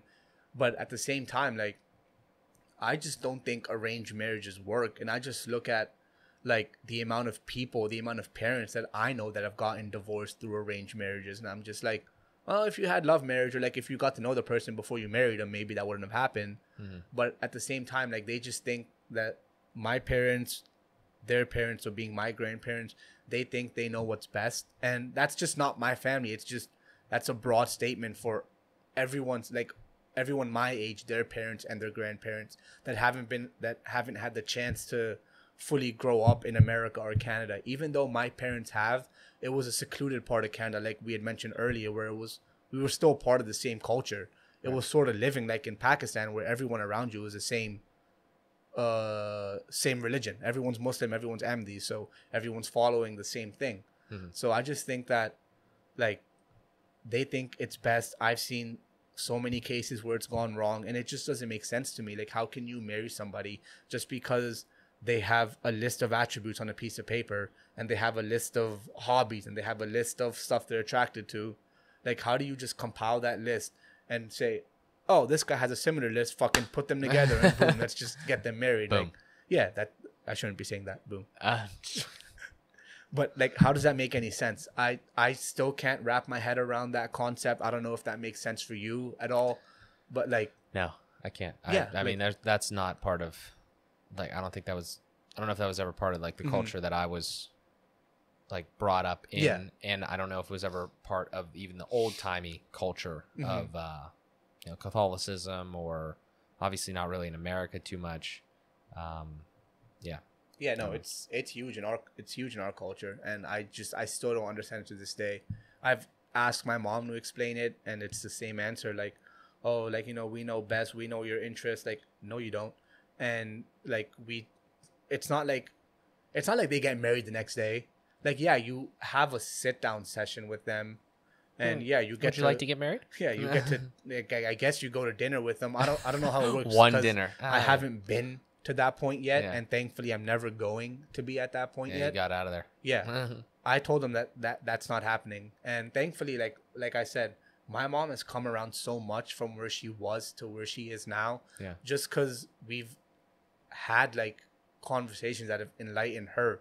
Like we've been able, Ism, my younger siblings and I, we've been able to have those conversations with her. And thankfully she hasn't had like a blindfold on this entire time now. Like she understands the world's changing, and she sees that, yeah, some parts of religion aren't changing, even though she's still very religious. I'm not taking anything away from that. But she sees that, okay, maybe some things don't make sense. So we'll let you do it how you want. I've told her, I was like, I'm getting married to who I want to whenever I want to.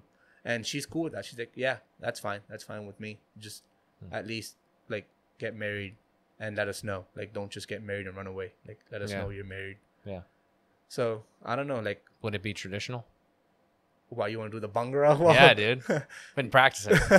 I mean, we could do it regardless. We could just play fucking Mia remix. Regular thing. I mean, so the thing about brown culture is, if you've seen through YouTube videos, the weddings are huge. Yeah. Like they love their fucking weddings. Yeah. And our culture is a little bit different, but at the same time, like I said, as times are moving, like we're getting, like they hated when we played songs and danced at weddings. But every wedding I've been to that is part of our religion, there has been a point where there have been songs played and there has been dancing done. Mm-hmm. Now, whether they got in trouble for that or not, who cares? It's their wedding. It's their day. Let them do whatever the fuck they want to do on their wedding. Yeah. You already got married. I'm sorry you have to follow the religion and your wedding was boring. Yeah. Why are you ruining other people's weddings? Right. So I told my mom, I was like, yeah, I mean, I'll get married like through the cultural way, and Jen's cool with that. I'm cool with having 2 weddings. Yeah. One however Jen wants to get married. Yeah. And then one for like my culture, because I have a lot of family that want to be at my wedding. Right. So like, I don't know. We'll see what happens. Interesting. Yeah. I don't know. That's like I said, it's a deep topic. There's a lot there, and I think once you get to the point that we're at, where you start to see a lot of stuff, you have a lot of information coming in from, personally, and then indirectly on like social media and like the internet and things you're trying to look for and stuff. It's it starts to get just more and more interesting, because I'm a guy that's just like, how do I fix things? How do I get better, or how do I make people understand, like you have with like your mom and other family members and stuff. It's like, how do you do that? And it's like there's no real answer. Like you just got to keep doing it. You know what I'm saying? Like it's just consistency. It's just trying to enlighten people. Yeah. And yeah. So I don't know, but that's a big religion topic there. I'm happy we dove into that. I did leave one part out real quick. I wanted to add, yeah. Like, there's literally a website in our religion that you submit your fucking profile like it's Tinder, and random people, like not random, there's a select committee, I guess, that match you with people that have similar attributes. Anywhere, like just anybody that's Muslim, like anywhere in the world. No, not anyone. You try to match it like close or something. Close by, or like what you're like. But everybody's in there. Like it could be a website like where everybody is in there from all over the world. Yeah, like I could register on that website right now, and they could like. So I put my family's information. I put my information in, who to contact. Yeah. They obviously wouldn't contact me. They'd contact my mom or my dad. It would be my mom, and then my mom would talk to whoever they fucking matched. Yeah. Their family, and be like, oh, our son is doing this, and they'll be like, okay, our daughter is doing this. Oh my god. And then that people have literally gotten married through that platform. Modern solutions to age old problems. I love that. That is actually ingenious from the sense of like whoever made that, and hopefully is profiting off that from the capitalist in me, but that is fucked from the societal part for the most part. It's like again, Tinder, but you get married on your first date. That's wild, dude. Jesus. But no, that's a good background, and I think that's a hell of a, an interesting position and perspective that, that you've had over the years, and how that's kind of affected you, and all the stuff that you've done to kind of mitigate that moving forward, or just take the good pieces, right? I mean, that's obviously life in general. Try to take the good pieces and move forward. I think, and I was kind of going to ask this question, and might segue into some other stuff, is with all that, what is your view on America from the sense of forwardness, we'll say? Like here's how I think of it. Mm-hmm. We've got places over in the Middle East, which are good places, obviously, right? But it seems like, am I correct in saying that the Middle East and areas, just as one example, we're not touching on like other places. Is the Middle East characteristic, the whole thing characteristic of what you just described? Like, is everyone there basically Muslim? And yeah, to a sense, but at the same time, they think what they're doing is right. Yeah. So, like, if you look at it from their perspective, what are they doing wrong? Right. Like, you get what I'm saying? Yeah. Like, I mean, we just have different people all around the world, obviously. Like, we see what they're doing wrong. Yeah. Like, we don't, like, if a Muslim woman from there walks around, like, without her scarf, there are, like, repercussions to that. Right. And we see that as wrong. But in their country or their city or their region, it's a law. Like, they're not following the law, which is why there's repercussions to it.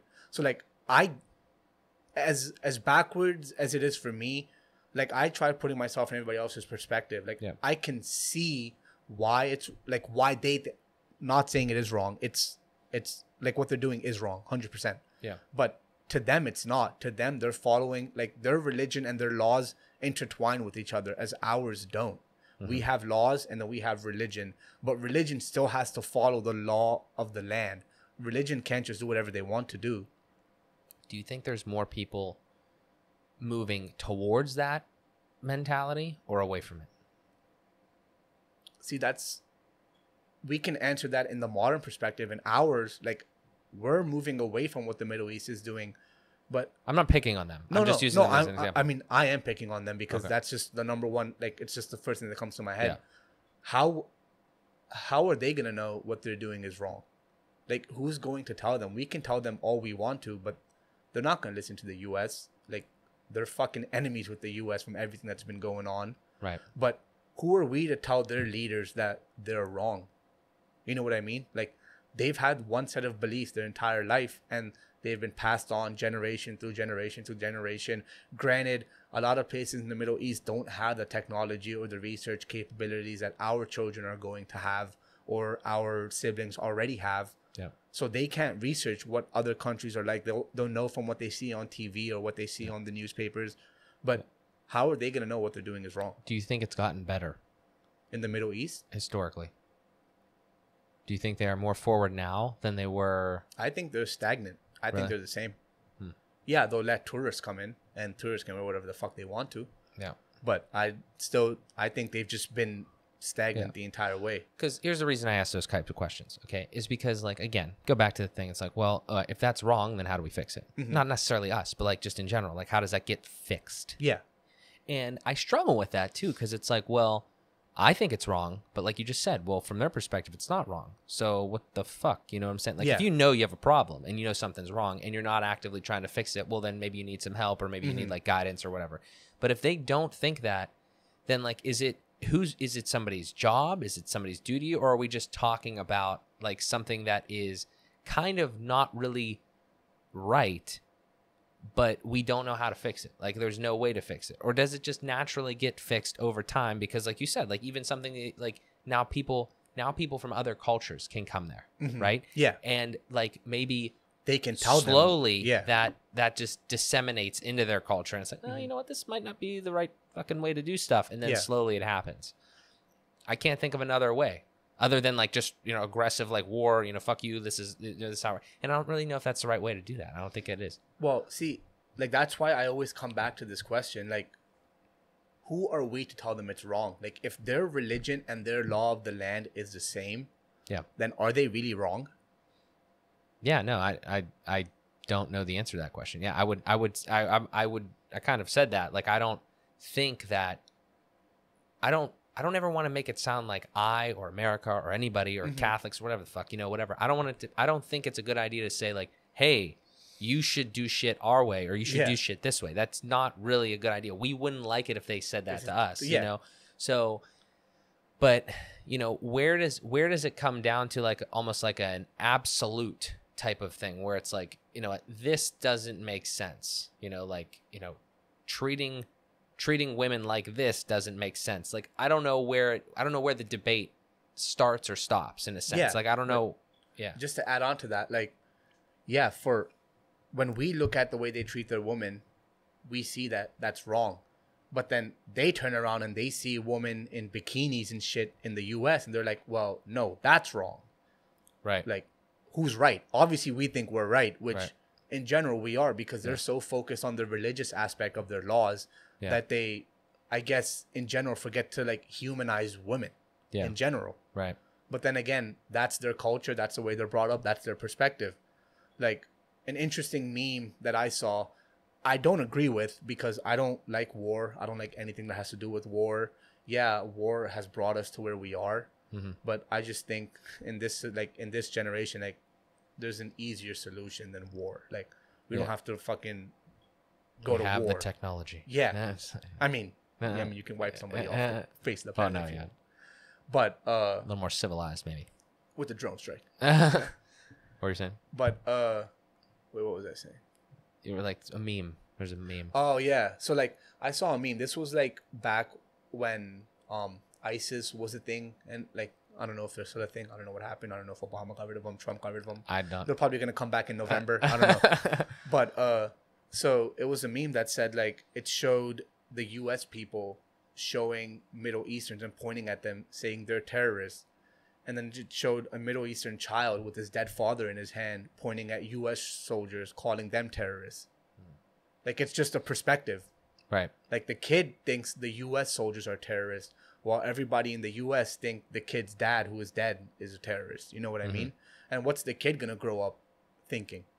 Like, he has his dead father on the ground, literally right in front of him, touching him, trying to see if he's alive. Yeah. Obviously, he's going to grow up hating whoever killed him, right?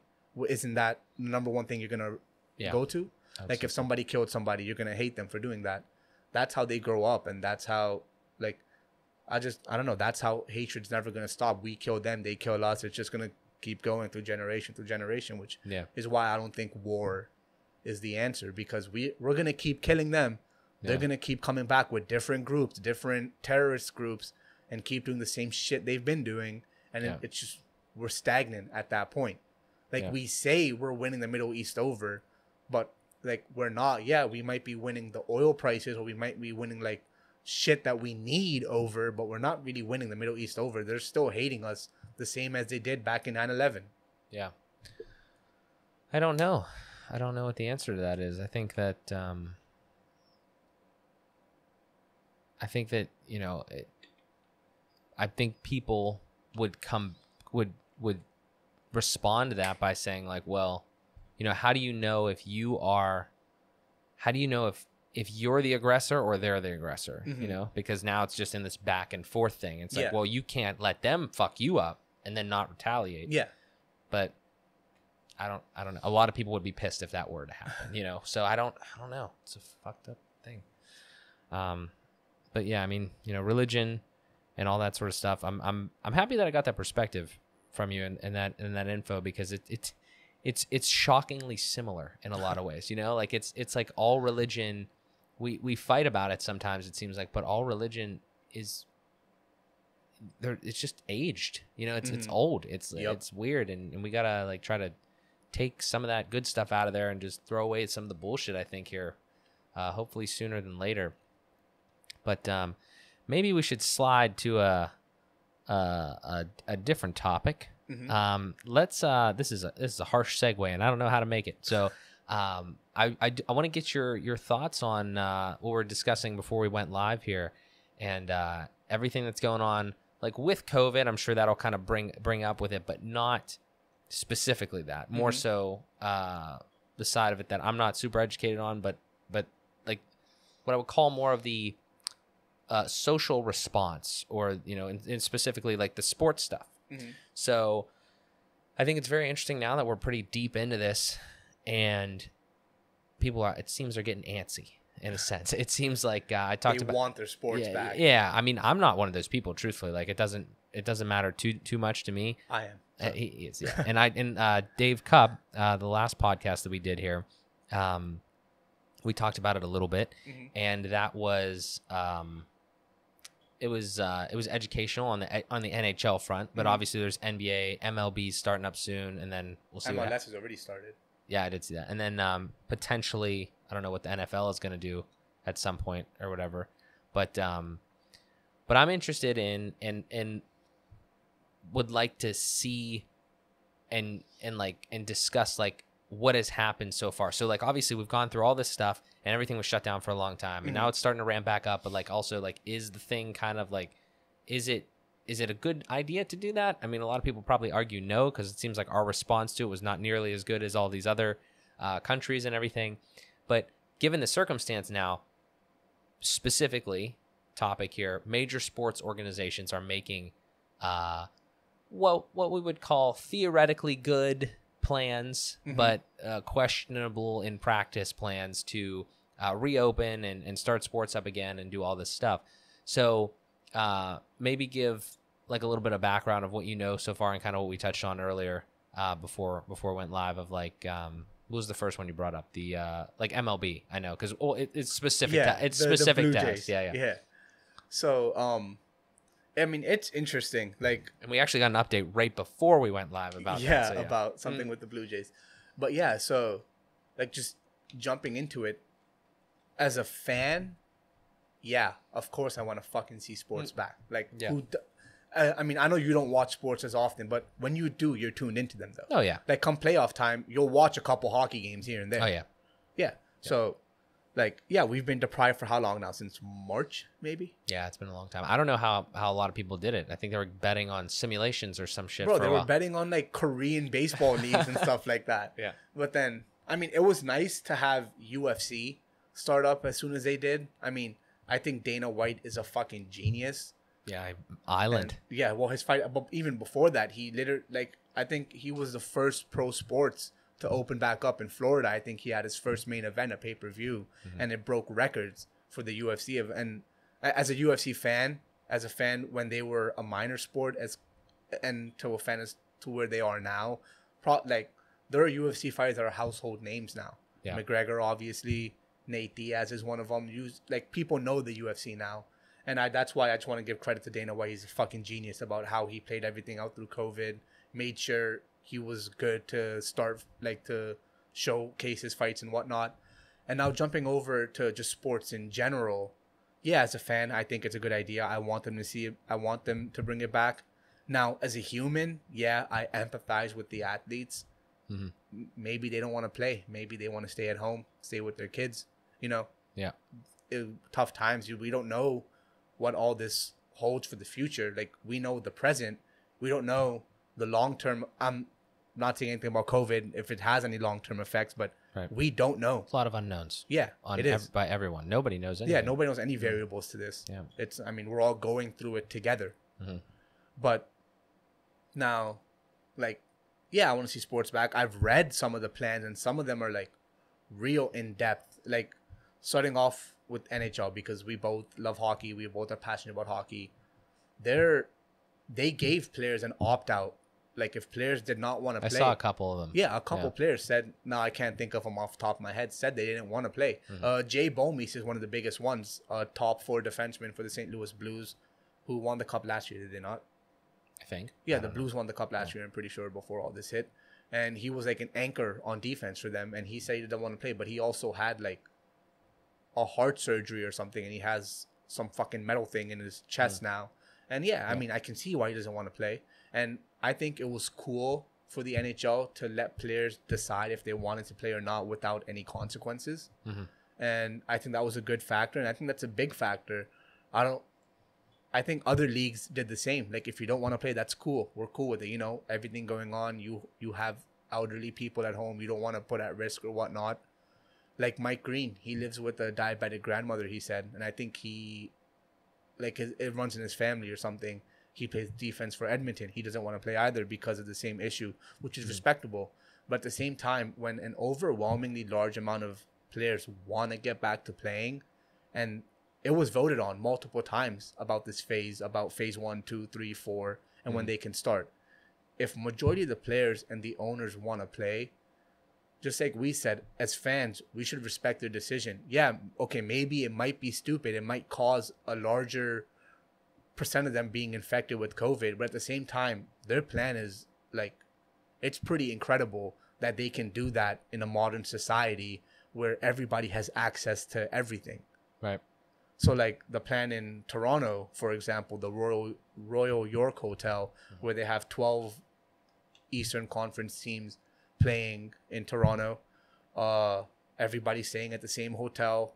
I think I read you have to be like right before you get there. I think the team start getting there by Sunday or Monday. This week was like one of the most important weeks for them. Each player had to pass 4 negative tests in a span of 7 days to be able to join the team going to Toronto. So that's what, every other day you have to test negative for COVID, I guess. Yeah. Right? 4 and 7. Yeah.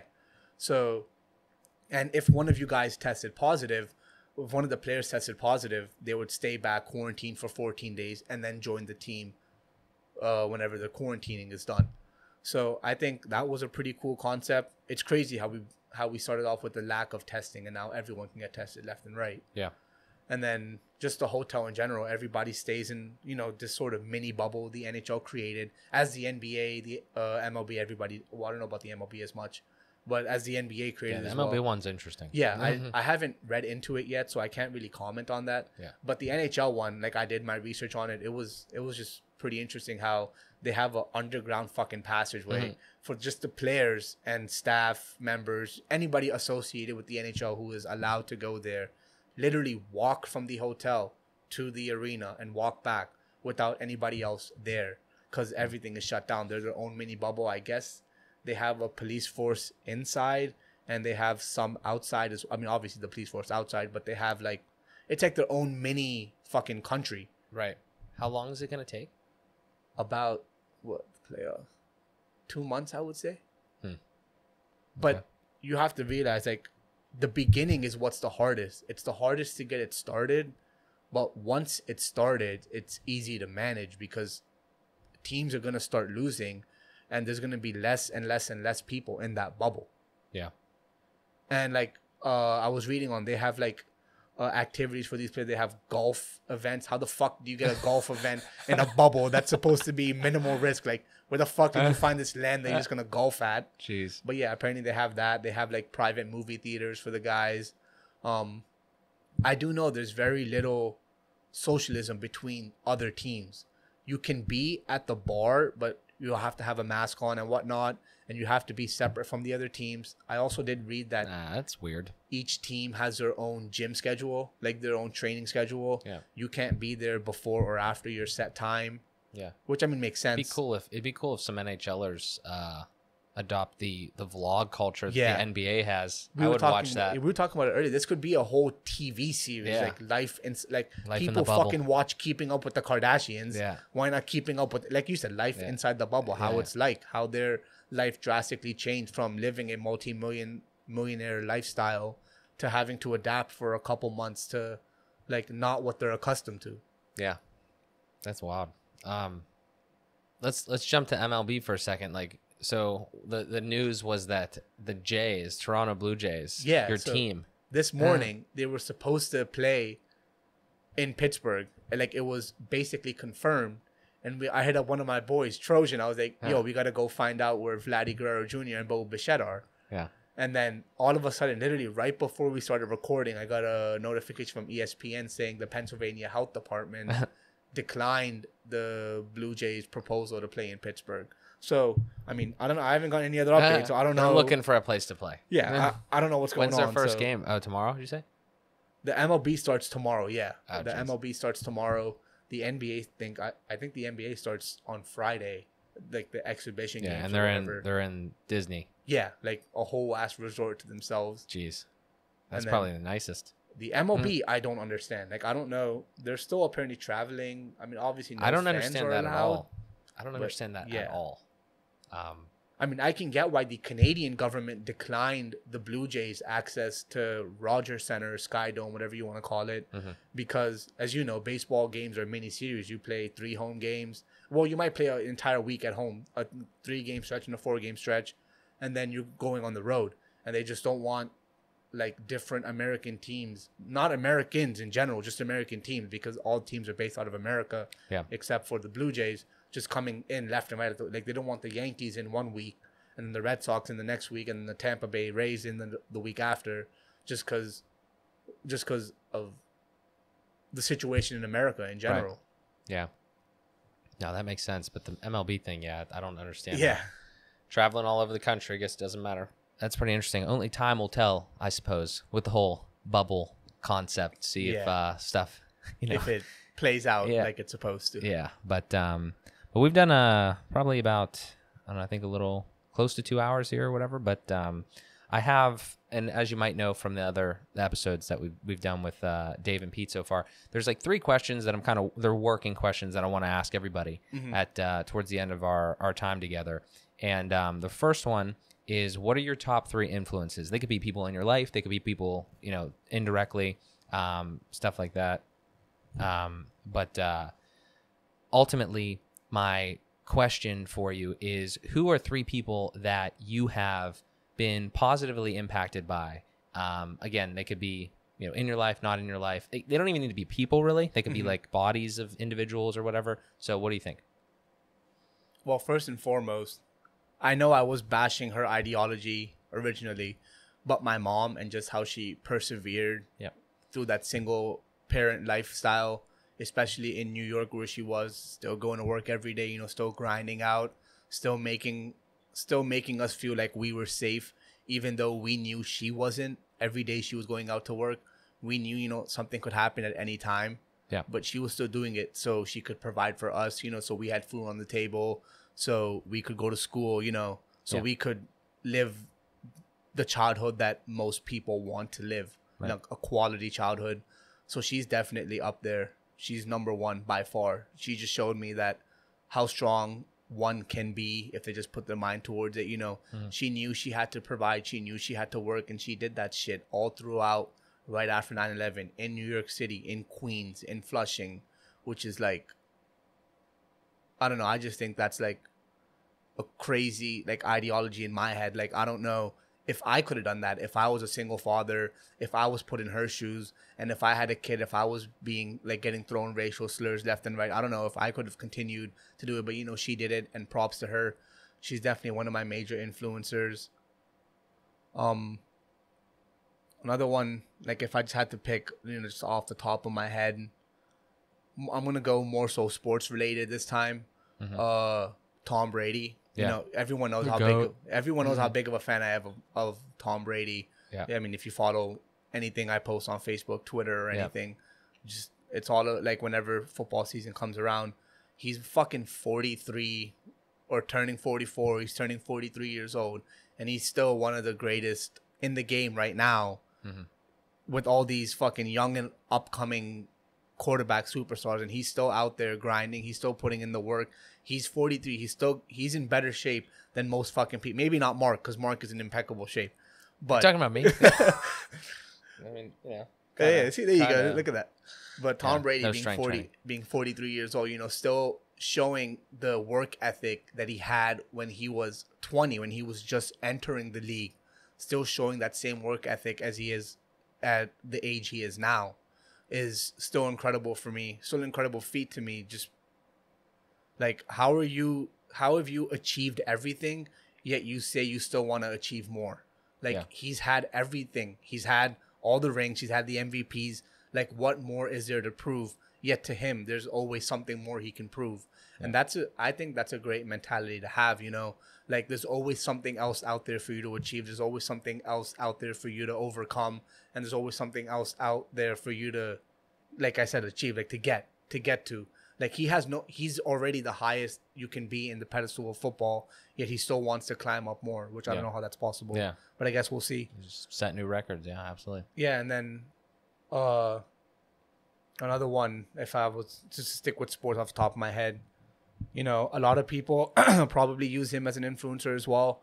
I mean, now that he tragically passed away, but Kobe Bryant, like, I don't know if you ever read his books, The Mamba Mentality, or any. I haven't. Yeah, that's a good piece of literature to pick up. It's his mentality. It's one of the stories that'll always resonate with me, was that he was in the NBA. He was one of the top players. This was, I would say, mid-career when he was like a profound name, household name. So there was a rookie, I can't remember his name. He was at the gym and he told Kobe Bryant that he's going to be better than him. And Kobe's like, well, you got to put in the work to be better than me. And this dude, I forget his name, but if you read his book or if you just search up his story, it's one of the most famous stories he knows. This dude went to the gym at 6 a.m. Granted, the game is at 8 p.m. at night and the team doesn't practice until 10 a.m. This dude went to the gym at 6 a.m. and he's like, I'm going to be the first one at the gym. I'm going to be fucking getting my shots in before Kobe gets here. Yeah. And he hears a ball dribbling before as he's walking in. Yeah. And it's Kobe Bryant. Yeah. And he goes to Kobe. He's like, why are you at the gym at 6 a.m.? He's like, well, you got to work on being the best. And if you think you were going to be better than me just because you're going to show up at the gym 6 a.m. and get 100 reps in before me, you're mistaken. Like, no one is going to be better at work ethic than I am. No one has the work ethic that I do. Mm-hmm. They might have the skill. Some players might be better than me, sure, but no one's putting in the work I do to be great in my field. And I feel like that applies everywhere. You know what they say, like that quote is like, once you practice something for 10,000 hours or something, you perfect it. And I feel like Kobe was the epitome of that. He put in the work he needed to perfect what he did. And we saw the outcome of what it was, one of the greatest basketball players and careers to ever play the game. So I just think one was a real personal influence for me, like as my mom, prime example. But the other two were just the mentality they have, the everyday mentality of wanting to get better, wanting to always progress, never digress. Like your statement, fueled by progress. Yeah. They always have something that's fueling them and they always want to progress in life. And I think those are just good mentalities to have in general. Yeah, I feel you. I think that resonates with me too. Like, I'm not actually sure what my three are, but I think that is that's a very good statement to make and a good mindset to have, that you're always, obviously it's kind of the name of the show here, kind of the name of the brand, and it resonates. So that makes a lot of sense. Those line up very well with what I kind of think a lot of people should have in mind. Just keep getting better, and those are some great influences to have. Next question is, what is your best advice for people? Like, what is your best advice just in general? Like, if you had to give some blanket statement to somebody, or maybe a couple little pieces of advice to people coming up, or younger people. A lot of times, like we were talking a lot earlier about people that are trying to establish beliefs and ideals and things like that. What is your go-to that you find yourself maybe saying quite often? Or well, my go-to for that is I think it's my Facebook quote as well. I heard it on a movie once. I can't pinpoint the movie. It was just stay moving forward. Never go backwards. Just always think ahead. If something is holding you down right now, figure out, problem solve what it is, and then move forward from it. Always stay. I mean, it's hard to always stay positive, especially in times like this. But even in times like this, you can always find a positive out of a negative. Yeah. You can always better yourself, even though you can't see it at the moment. Like we were talking about the religious beliefs. I feel like there was a whole weight lifted off my shoulder after I went, did research myself, finally decided to open my mind up to broader views than what my religion just wanted me to believe in. Yeah. So I feel like, you go out for yourself, go look. If you don't, question everything. That's how you're going to get the answers to stuff. Question everything and anything even if you believe in it, question it, do research on it, see what you think, and then come up with your own opinion. Don't just be a sheep in the herd. Don't just be a follower, become a leader. Yeah. Go out, do your own research, see what's out there. You'll be surprised. I was surprised when I was doing research about religion, and I mean, we already talked. We had a whole hour conversation about religion and what our thoughts were. So formulate your own opinion. Just because I said something, don't go based off of that. Or just because anybody says something, don't go based off of that. Yeah, maybe it is what you believe in, or if something I say resonates with you, go do more research on it, because I don't have the most research on it. I did what I was content with doing and then formulated my opinion based off of that. But like everyone says, just do your own research and figure out what you want for yourself. Because at the end of the day, nobody can tell you what you want for yourself except for you. Yeah, absolutely. I think that's tremendous advice. I think that's again what a lot of people would benefit from hearing and implementing in their own life. So, question number 3, in a sense, the last thing, and I want to kind of combine it because I feel like we didn't touch on we touched on a lot of you and your context and everything like that, but one thing we didn't touch on was like, what do you want moving forward and those types of things. So the last question is generally, where can people find you? What are you doing? What are you up to? Stuff like that. Where can people follow you if they want to hear more about like, your opinions and just anything else that you're doing. But also, before you even say that and kind of intertwine, is what are you working on? I know a couple of the things, but you are a entrepreneur, and that's something that either that or something else I think is in your future. So talk a little bit about that, where you're at right now, where you want to go, aspirations, things like that. Okay. So I did start a cleaning business with one of my friends who should be a guest on your podcast later. He's a very interesting man himself. Yeah, absolutely. You guys will be on here together at some point too. We started a little cleaning business just around the Pittsburgh area, just to see where we could go with it, to generate some extra income, just because who doesn't like extra cash with them. Mark made a phenomenal website for us, interiorscleaning.com. Check it out. And then check him out too. He makes great websites. Thanks, guys. Yeah, so we started with that. We were actually getting a bit of a roll. We were going on a bit of a roll. We had a gym contracted. We had a couple houses. The mosque I go to pray every now and then wanted us to contract them. And then like COVID hit and we sort of just stopped, which is kind of shitty on our part. But it was just everything happened at once. My business, the guy I was in with, got a new job. So those hours were totally fucked. So I didn't want to put more pressure on him because the job he got was related to his degree. And I want to see him moving forward. So if he thought that was a better option for him, that's perfectly fine with me. Right. There's no hard feelings. We're still fucking great friends at the end of it. So, I mean, we might come back to it. We'll see what happens with that. But if any of you need cleaning business done, let me know. Interiorscleaning.com with a Z. It is interiors. Aside from that, as I shared with you right before, I start at State Farm. I've been in the insurance business for about a year and a half now. I enjoy it because sort of like Mark's reasoning about working for himself in insurance, you're sort of working for yourself because your boss doesn't give a shit. Like, yeah, when you make money, he makes money. But at the same time, if you don't sell, you don't make money. So you're kind of working your own hours. You're kind of your own boss. You work as hard as you want or you work as little as you want. I kind of like that aspect of it. It's minimal overhead, which I always love. I don't want somebody like telling me what to do 24/7 constantly, which I think is a big reason why you're doing everything you're doing. You're your own boss. Nobody's going to tell you what to do. And that's what I like about the insurance business. So if any of you need auto sales or if any of you need auto, home, or renter's insurance, let me know. Yeah. Just a bit of a plug. August 10th. Nice. I'll be your financial doctor. There you go. Nice. Alrighty. Well, this has been great, man. I mean, where can people follow you if they want to kind of? I'll leave some links in the description, but like, do you anywhere like? I mean, obviously interiors and stuff like that. Like, what do you think? Yeah, I mean, if they need any cleaning business done, hit that up. I'm pretty active on Facebook, as Mark can probably tell you. Yeah.